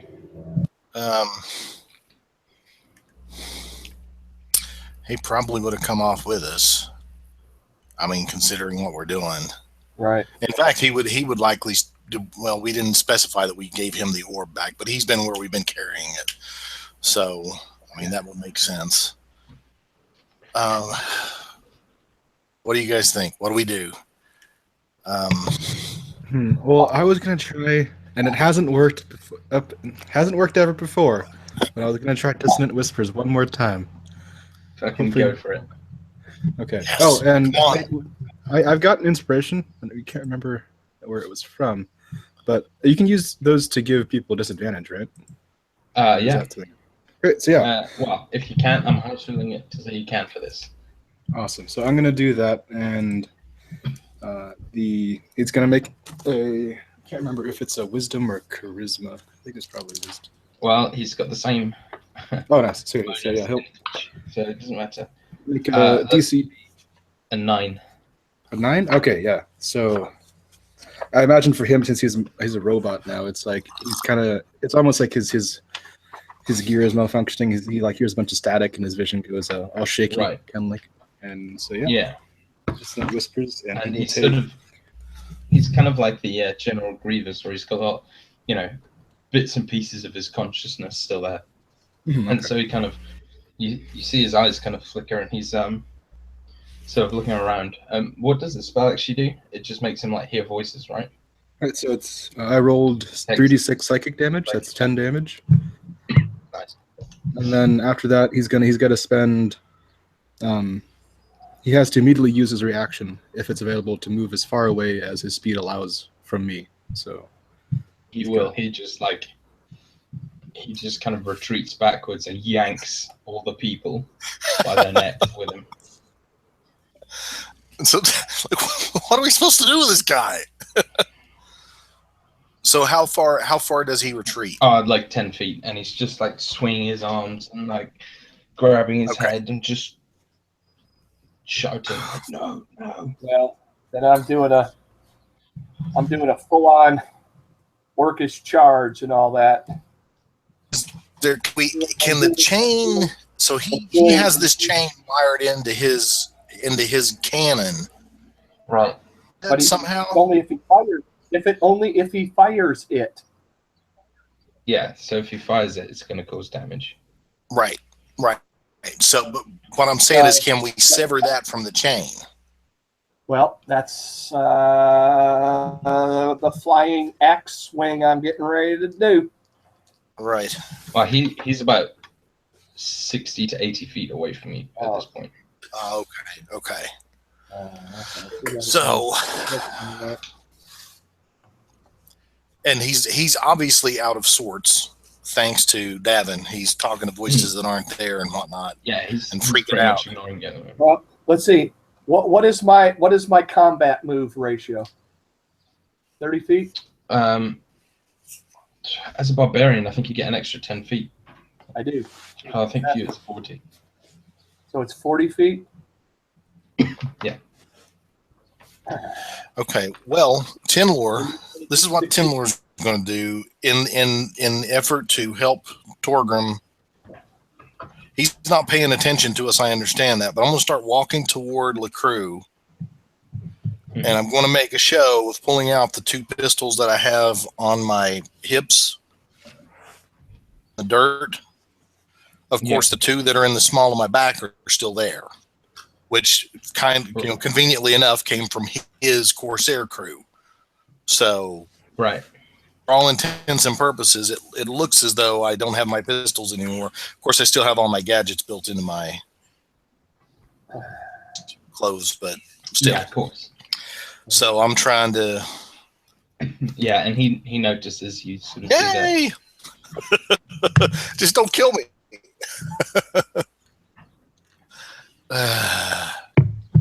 So while okay, is he 60 or is he 80 feet away? I will say 60. Okay. All right, so I can use both my, but I would have to use both my things as actions as move. Yeah. Don't get anything done. Damn it.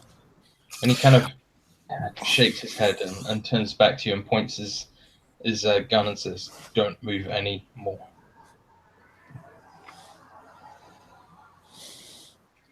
Is he talking to me, or is he talking to all of us, or is he talking to Torgrim specifically? He's pointing at you, but it's sort of. Gotcha. Yeah. Well, I'm kind of a general thing. I'm slowing my movement rate, but I'm still moving diagonal from Torgrim and the Redmoth toward LeCrue, but away from my guys. Look, how are we going to give ourselves up if I don't come over there and give myself up?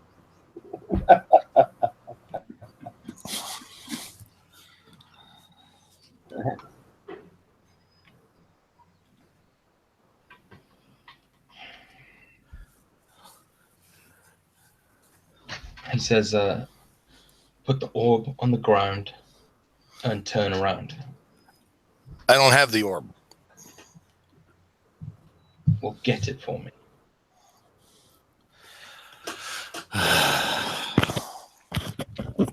Yeah. Well, we'll have to go back to the ship, Captain, Torgrim says. I'll go get it. Torgrim, you stay here and keep the peace. Arnold, can you help me with the orb on the ship? Damn it. See, you messed me up there, Captain. Damn it. Oh, well. Okay. I'll stay there and keep the peace. Well, we still can use the ball turret. I'm not in the ball turret anymore. No, I know, but right. But I have with you. I have orbs. I have several orbs. I have tickers that I have built that are gas and incendiary. And if he's out of sorts, he might not notice the difference. You've already done that on him once before, though, Captain. Say what? Sure. Davin would offer to go help the captain find it, or retrieve it. He would okay. Chime in. Well, and say, all right. So we'll scurry back up to the ship. And I'm still standing outside, keeping him company, right? Right. But now we still have the ship's comm links. We can still talk. Definitely. I mean, you would have to measure your words, That was somewhat. No. What do you mean, kill him? Balls, you're killing me. Okay, Gorham is. What's done is done. So okay. Gorham is awake and with us and everything. Yeah. Okay. Just, all right. So what's going on out there? Once we get up the ramp, I'll activate the link with Torgrim, and of course Davin is with me, and say, okay, what the hell are we gonna do? How should we handle this? Okay, so I saw this in a movie once in the Inner Triumvirate. I, I figure if we get the orb, we can just walk up to him. Just think about it. Think about how cinematic this would be. And then we activate it and throw it up in the air, and it just changes everything. I don't know what happens afterwards, but I'm sure it'll be great. And maybe if he's too distracted, we can do something about him after that. So the other thing that I forgot to mention, which is pertinent to this plan, is that the orb will take about 5 minutes to activate. At this point, I guess Gorham just kind of smacks him with his stick, and he's like, "You idiot! It's not going to work." He says pretty much exactly that. That's excellent. Because I was going to say, if you have to throw it in the air to activate it, and it'll take about 5 minutes to work, does it stay floating in the air just out of reach of? Well, I don't know how long it takes to work, but it takes 5 minutes to set it up. It's kind of like a Rubik's Cube. Okay, I've got you. Gotcha. Okay. So it sounds like we're going to have to take care of Mr. Goober out there somehow. Well, I have 4 incendiary and 1 gas ticker. How much of a robot is he? Do gas attacks not affect him, or does he still have lungs in there somewhere? Roll me a investigation check. See if you noticed. I probably did not, but let me check. Investigation. So that would be 12. Well, maybe I did. I don't know. Yeah, well, he's got some brain, but you're not sure about lungs. You didn't see any. Okay, well. But that's not to say that they're not there. I'm going to give it a shot. So, okay, here's my contribution. Here's Tinlor's contribution. He's got the 5 tickers, 1 gas and 4 incendiary. So he's going to put the gas ticker in the middle of the 4 incendiaries, lash them together so that they'll make one relatively big bomb. Cool. And of course, a ticker is basically a grenade. You throw it, and it's either timed. You can either make it explodes on impact, or it's a timed explosion. Right. Is that going to hurt any of the people from Gravida that he's got chained up? May very well, yeah. If we can't get them away from him. But that's the other thing. As soon as he fires his cannon, they're dead. Right. So which is where my contribution I was thinking would come in. I should have saved the inspiration. You hear him shouting, "Hurry up! We're working on it." I should have saved the inspiration for this. But I also happen to have Crown of Madness, which lets me dictate his actions so long as he's attacking somebody. I was thinking that if Torgrim wants to tank it, I can have him just use the cutlass every single turn and attack Torgrim instead of using the cannon. So that buys us more time. You think he's foolish enough to accept a one-on-one combat challenge from Torgrim? Well, if he's under Crown of Madness, he kind of has to. Yes. He is. So like Crown of Madness would allow. He is a bit crazy. Would allow Devin to control. Almost that crazy. The problem is like he gets to make the wisdom saving throw every single turn of his, so it's not guaranteed to work. Yeah. Well, it's not guaranteed to work, but it's better than nothing, right? Mm-hmm. And Torgrim, depending on how it goes, Torgrim might very well be able to use one of his quote-unquote attacks to sever the Grevdans from his cannon. Mm-hmm. Yeah. What do you think? I know we got it here somewhere. Check behind check up there behind the oatmeal. Stalling sucks. Yeah. So what do you think, Torgrim? Are you up for it?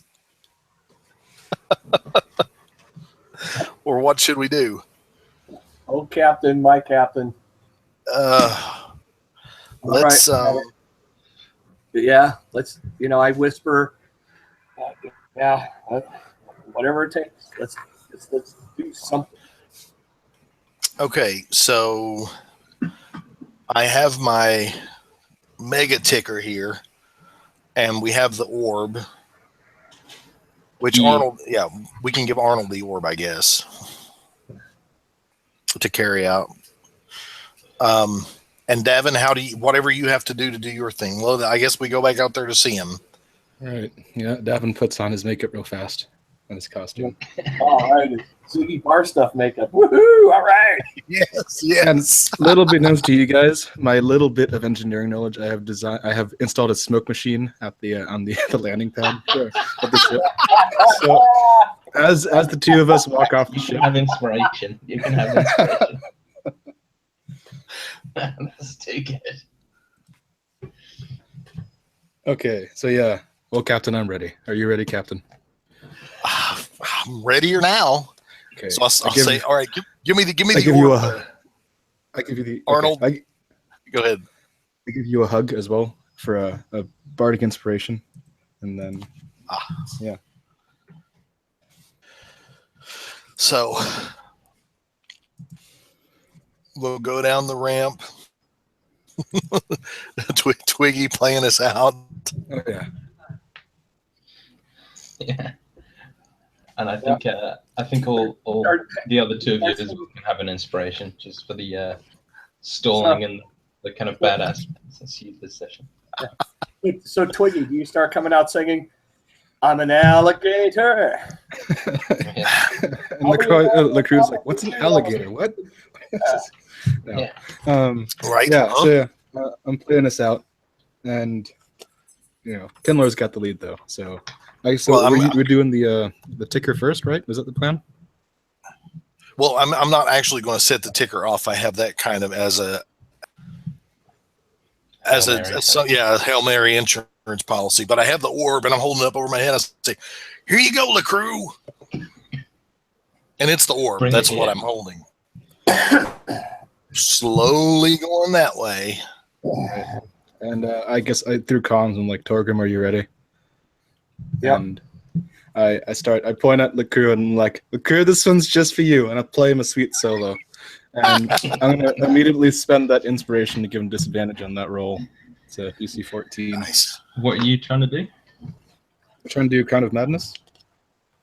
Oh, of course. That's DC 14. Wisdom, DC 14. Yep, that's a 3. Awesome. Yay! Right. And so yeah, like around his head, this sort of crown of thorns appears. It's totally metal. And then I say, "I'm so sorry, Torgrim. This might hurt a lot." And yeah, that's my turn. Well, right when he does that, that's when I'm going to really get his attention. I'm going to charge him. And at that, we will roll initiative.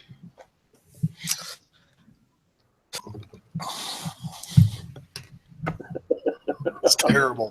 Well, if I'm ever going to roll a 2 on initiative, now's the time to do it. Since I'm just walking slowly toward the bad guy. So that was a 2. I put it in the chat 2 for 10. Well, it's a 5 total. 5 for 10 more. Got a 6 total. There we go.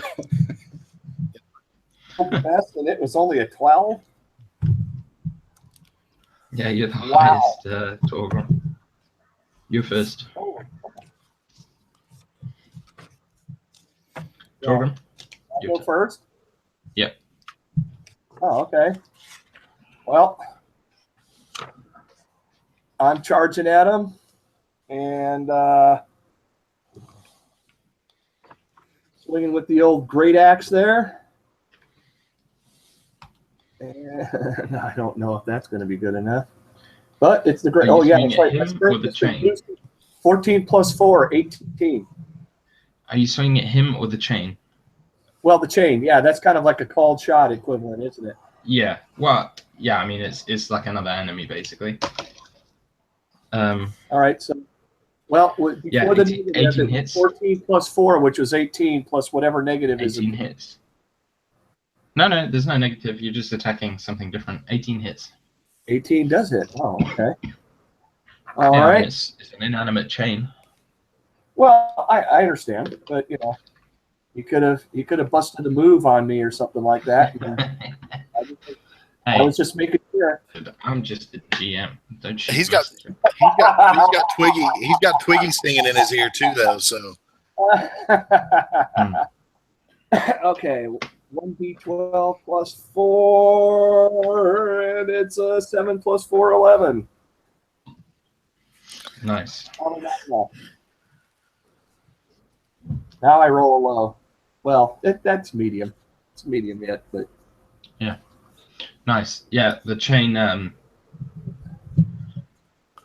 The chain does not crack. Though it splinters and bends and is almost there. You think one more hit? okay. Carrion lunges forward to swing at you for a 27 to hit. Oh wow! jeez, God Almighty! he just keeps getting stronger. I know. Every time we kill him, he gets stronger because we're not. Is he like a troll? Does he regenerate? 11 points of slashing. I felt that, but I still got a ways to go. All right. So do I? Yeah. With Crown of Madness, do I dictate his movement as well, or just his action? Let me just have a look. See, I have it pretty much right here. While the target is charmed this way, a Twisted Crown must use its action before moving on each of its turns to make a melee attack against a creature other than itself that you mentally choose. Okay. The target can act normally on its turn if you choose no creature. Yeah, so it moves of its own accord. Yeah. But you basically make it only use melee attacks against someone, which is a very creative use of the spell. So, rats. And yeah, he'll move towards Torgrim.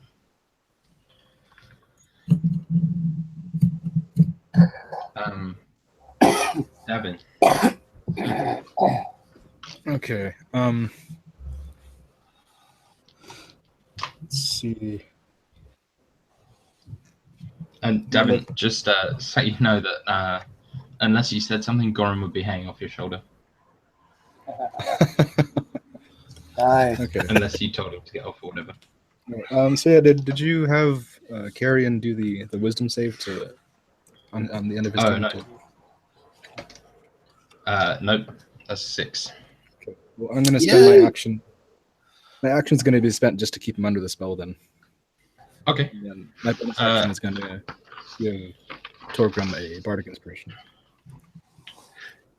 You don't have to use your action to keep him under the spell.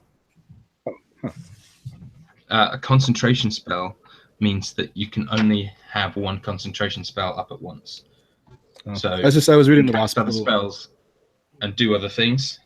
Yeah. But if you want to have, if you tried to do a different concentration spell, it would cancel your first one. Yeah. No, it's just the last bit of Crown of Madness says that I have to use my action to maintain control, otherwise it ends.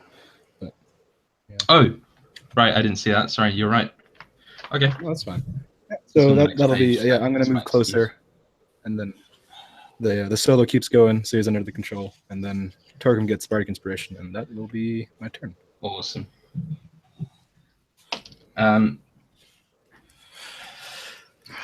Tinlor, you go. Well, I still have the orb. I still have my ticker bomb, but we're also still waiting for the Grevdens to be loosed from Mr. Metal over there. So I'm just going to keep walking toward him. I've got the orb. He probably doesn't want me to do anything, with it. So I'm counting on everybody else to do what they're doing, and I'm just closing. And because we were from the ship was about, what did you say, it was about 60? Yeah. Okay, so I'm closing that distance, picking up my pace some, since obviously right things have gotten a little bit more actionable. Basically, what I'm going to try to do is, if he's still breathing when I get there, I'm just going to try to pull the old switcheroo, and act like I'm giving him the orb, but instead I'm going to throw the takers at him. We'll see if it works. That's classic. Yeah. Awesome. Gorham, standing on the shoulder of Davin, spins his staff or his cane and kind of points it in the general direction of Torgrim. And Davin, you hear like a poop. And then Torgrim, you're holding your massive axe, and you just see the metal part of it just become like bright red and then white as it just begins to heat up. Obviously, you're holding the wooden part, so you're fine. And you just and your axe will now do an additional 2d8 fire damage. 2d8 fire. Yeah, and and you just hear Gorham on Davin's shoulder just giggling to himself.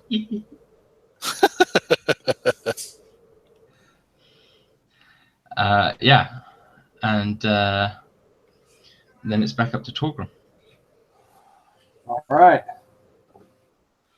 This, and being wise enough to know of the orchid shamans being able to do stuff like this, I actually understand what has happened, and I swing at that chain, and highly confident that this will do the trick. And with 14 again, plus 4, 18. That hits. Excellent. All right. So roll a d12 and 2d8 So, for your damage. right. All right. Hold on a sec. Get my d8s out. There's the other one. And we have a total of the 2d8 is 12 fire damage or axe damage. So 14. You swing your axe, and the chain just melts and parts beneath it. And Slab kind of sees this and says, "Run this way!" And sort of, it would almost be funny if it wasn't, not funny at all. Right. As all the people try and like run the same direction, kind of escaping. A real Monty Carrying Python moment, right? Right. Yeah, Carrion attempts to save, but that's only a 3 against Crown of Madness, so he will. I think I'm supposed to do it at the end, but no matter. He rolls a natural 1 on his attack against Torgrim. You know what? Because it's a natural 1, I'm going to say this, Torgrim. He swings his cutlass at you, and you hold up your axe, and your axe just severs his cutlass in half. Hooray! Nice. The metal just melts it in two. Well, Torgrim. After that happens, Torgrim has this huge shit-eating grin on his face, Yeah, and he's getting ready for the next swing. I bet. Right, Davin.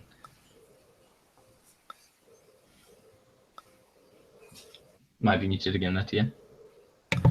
Once again.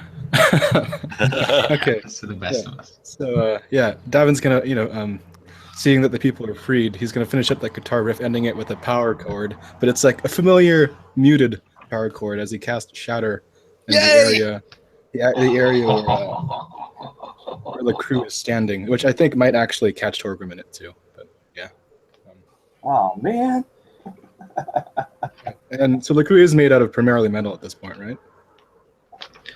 Yeah. Right, so he will have disadvantage in that saving throw. Yes. Oh shit! Yeah, of course. That will be a Constitution saving throw. But let me double check. Oh wow! I rolled a 6 and a 3 natural. So I don't think they'll do it. Do I have to roll a Constitution save? So with Shatter, it's 60 feet.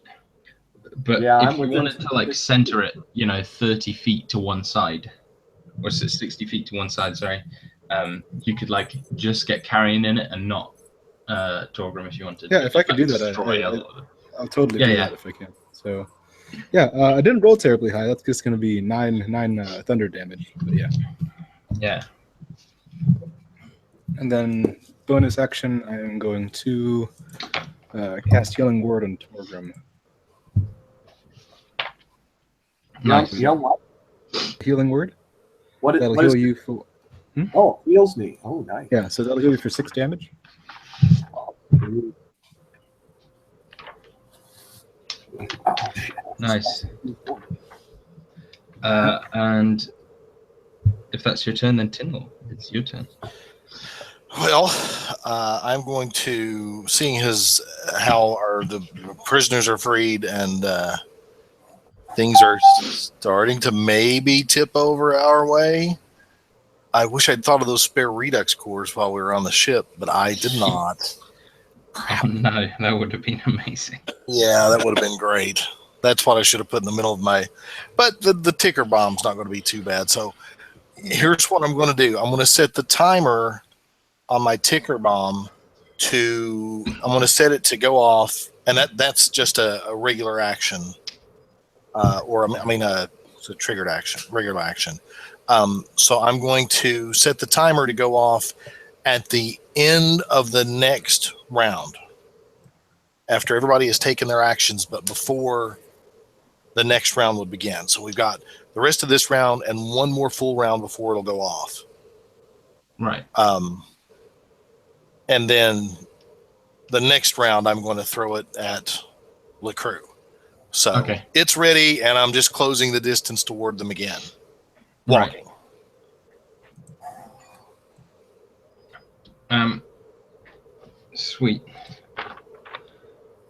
And on Gorham's turn, he twiddles his cane again and leaps off of the shoulder of Davin onto a spectral hound that appears next to him. It's about, comparative size of a horse. And he just rides off, wildly swinging his stick, and makes the dog kind of sprint towards his quarry, carrion, and he'll just fire off a magic missile as he goes for 7 damage. Torgrim. All right. Well, with this blade still glowing and all that, shot at that laser cannon arm, try to sever it so he can't use that. Sounds good. All right. Oh, nice. 19 plus 4, 23. That hits. Sweet. So, damage again, the 2d8 and the d12. Wow, I can't believe I rolled that good. 12 plus 4 for the axe is 16. And fire damage also. So 26 And how total. much fire damage? 26. Nice. Jeez. So your axe embeds into his arm. Doesn't sever it, but definitely kind of it's about halfway there, and it kind of hangs off, sparking slightly. But that doesn't stop him from giving it a go, and he sweeps in a sideways motion. So I will take dexterity saves from everyone, please. Oh, with the cannon? Yeah. Just attacking with the axe. That didn't cover any linkages and any. It did. It will be doing much less damage as the beam is. I got you. Okay. Well, I got a grand total of 11 on my dexterity save. Yeah. I got a 10. That's also a fail, I'm afraid. Well, maybe because Torgrim was so close, he just dove the opposite direction and all that. 18 plus 1 equals 19. Yeah, nice. That's a save. So the 2 failures take 5 points of damage. Ouch. And then Torgrim, he swings at you with his half cutlass. Fucking for a 30 to hit. 30? Well, I say 30. That was just because it was a natural 20 and he has a plus 10. Oh my god. Oh, no. So Torgrim, you're about to take a buttload of damage. I apologize. And just because I got a buttload. I lied about me not being a bastard, you haven't actually raged this combat yet.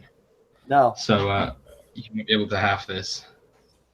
Which yeah, sorry. So you're gonna take 28 slashing damage as his half blade just rips open your chest. Good lord. Okay. Uh, I got over half of my hit points left, though. So now I'm going Barbarians, man. because now I took damage. Now I'm going. Yeah, I'm fair going enough. total out mindless now. Davin, you go. Okay. Well.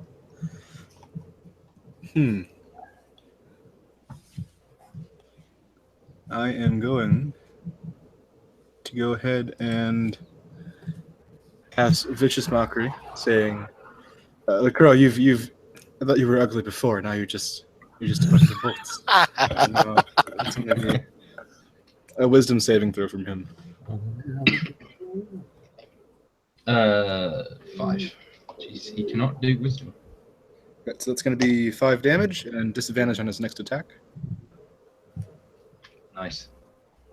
Okay. And then Tinlaw. Oh yeah. oh no, that was it. Oh, Tinlaw. Okay, so if how far am I from LaCroix now? It's been 2 rounds walking toward him. Yeah, you're pretty much right up on him. Okay, good. Because what I'm going to do with the ticker, my range with the ticker, it's a thrown weapon. Of course, I've got a 16 dexterity, so that's good. But because at this point, Torgrim and I are right up on him. Yeah. And when this thing goes, it's going to do 8d6 incendiary damage, 2d6 gas damage to anyone with lungs, anyway. And it's going to be extra because he is because of the compounding effect of the explosion. So I'll let it do additional damage. Okay. So 12d6. So what I want to do, I'm going to throw it behind him so that this big hunk of metal is between us and the explosion. Because okay, so what I'll say is I'll give you advantage on your dexterity saves. Okay. All right. Fair enough. Is that fair? All right. Nice. And over the comm link, I'm going to say to the party, I'm going to say, okay, I think he's going to go boom. And then and then to LaCroix, I'm just going to say, Davin's right. You're really, really ugly. And then just loft this thing behind him. I'm trying to land it, within 10 feet or so behind him, but again, give us a chance of not dying. So I'll say 12d6 for the incendiary, and then whatever it was for the gas. Okay, be 2d6 for that. And it's a thrown weapon, so you just need a regular attack roll on that? Roll an attack. With my dex bonus. And then I'll make him save against the attack. Okay, well, I got a 16 plus 3 for my dexterity, so 19. 1. No fucking joke. No joke. That's what he gets for those crits earlier. Yeah, Right. goddamn. That's ridiculous. Okay. So, what did you say to roll damage for? Instantly. Oh, that's true too. But it's with advantage. Yeah, and you'll take reduced damage. Okay, so that was a 19 or... Yay! I roll. Okay, so with advantage it would be 20. Yay! Torgrim? What? Okay, we're rolling. What is Dex rolls? Yeah, dexterity saving throw. Actually, you get advantage on this anyway, for being a barbarian. Well, 17 plus 1, 18. I think you rolled an 18, didn't you? Tinler? No, You've this also is, got Bardic Inspiration if you need it. So yeah. that 18 plus 1 was my last attack roll. Tinler was you rolled a 16 plus 3, didn't you, for your Yes. Yeah. attack roll? Okay, so you have to beat a 19, Torgrim, to save, but you do have a bardic inspiration, which if you rolled an 18 means you guaranteed save. Yeah, if you use it. I do have inspiration. You're right. So I have 17 plus 1, that's 19. Right on. Oh yeah, minimum one, yeah. So yeah, you guys dive behind us an old kind of stall of fruits that are all rotten now, and the explosion takes hold. Roll me your ridiculous bloody damage, please. How many did we say it was? 12d6 explosive 6, Joe. and 2d8 gas, I think it was, or whatever. Plus 2d8. Wow.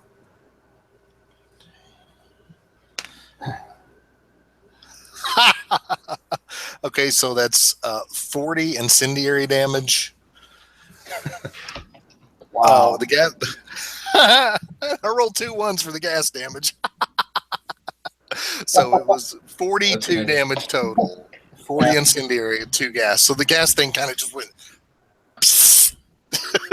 Didn't really work. So the next part, if you're listening to music while playing or watching, I recommend song "Turn the Page" by Metallica for this ending sequence here.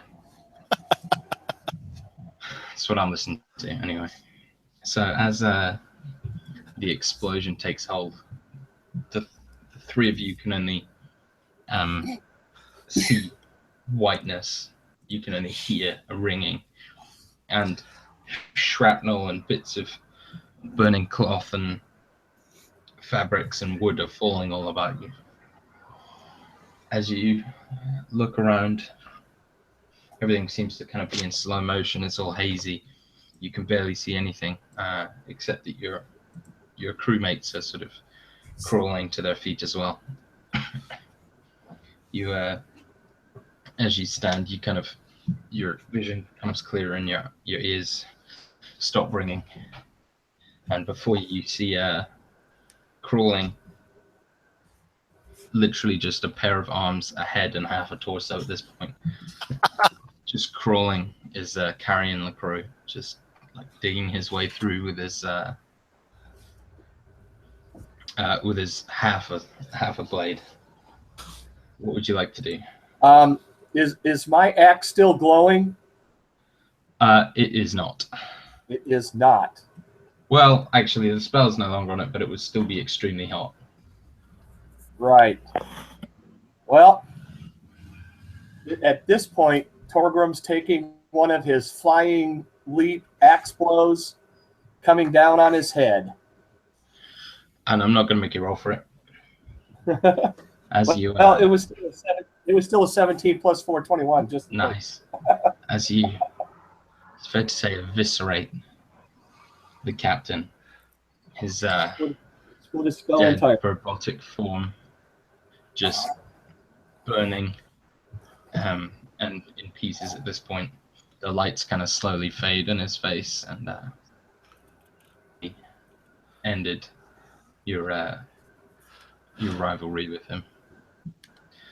Goran walks up to you, Tinlor, and hands you the orb taken from Arnold, and you begin to activate it as Davin plays a ballad to see it out, and Well, Torgrim I'm leaves. assuming Torgrim opens that special bottle of liquor given. Well, no, I was saying, given to him by the yeah, barkeep. Torgrim leaves the axe in his skull.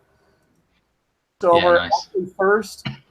He holds out his hand to the captain and just nods to him to have him hand him the orb after it's activated. With his 18 strength, I think he can loft this thing mighty high. Yeah. So as you activate it, as soon as you click the last piece into place, it flies up out your hand, just of its own accord. Oh, just of its own accord. Yeah, and just flies straight into the sky. And nothing happens for a few moments, but maybe a minute goes by, dead silence. And then you just hear this crack of thunder, and these black clouds just spread all across the sky, and the rain begins to fall. Though it's not rain, it's hard and not wet. What's raining from the sky is seeds. Millions and millions of seeds of all kinds are falling from the sky and landing in amongst the sand, dinking off the Redmoth, landing on you, and all over the entirety of the planet. Seeds of all manner of plants are falling. After about 10 minutes of this seed rain, the clouds darken and the entire sky goes an even deeper black, and the torrential rain begins. After 12 days of torrential, vision-impairing rain, all kind of robotics and everything on Grevda kind of fall apart and short circuit. The Redmoth and both ships are waterproof. At the end of this 12-day period, the sun once again comes out and shines on an unrecognizable Grevda, lush and green, all manner of crops, trees, and fruits growing. The ground is soft, there are rivers running, and oceans. The crew of the Redmoth have succeeded. And a few days later, you are left all of Lockhart's vast estate in his will. He'd invented a fair few worldwide inventions, one of which is known as the Redux Core. And you guys get almost all the profits from that that he had, and it's safe to say you are now ridiculously wealthy. The Redmoth Basically, will fly again in the future, but for now, this adventure is over. Excellent. Excellent. Thanks for playing, you guys. Thanks for watching. Yeah.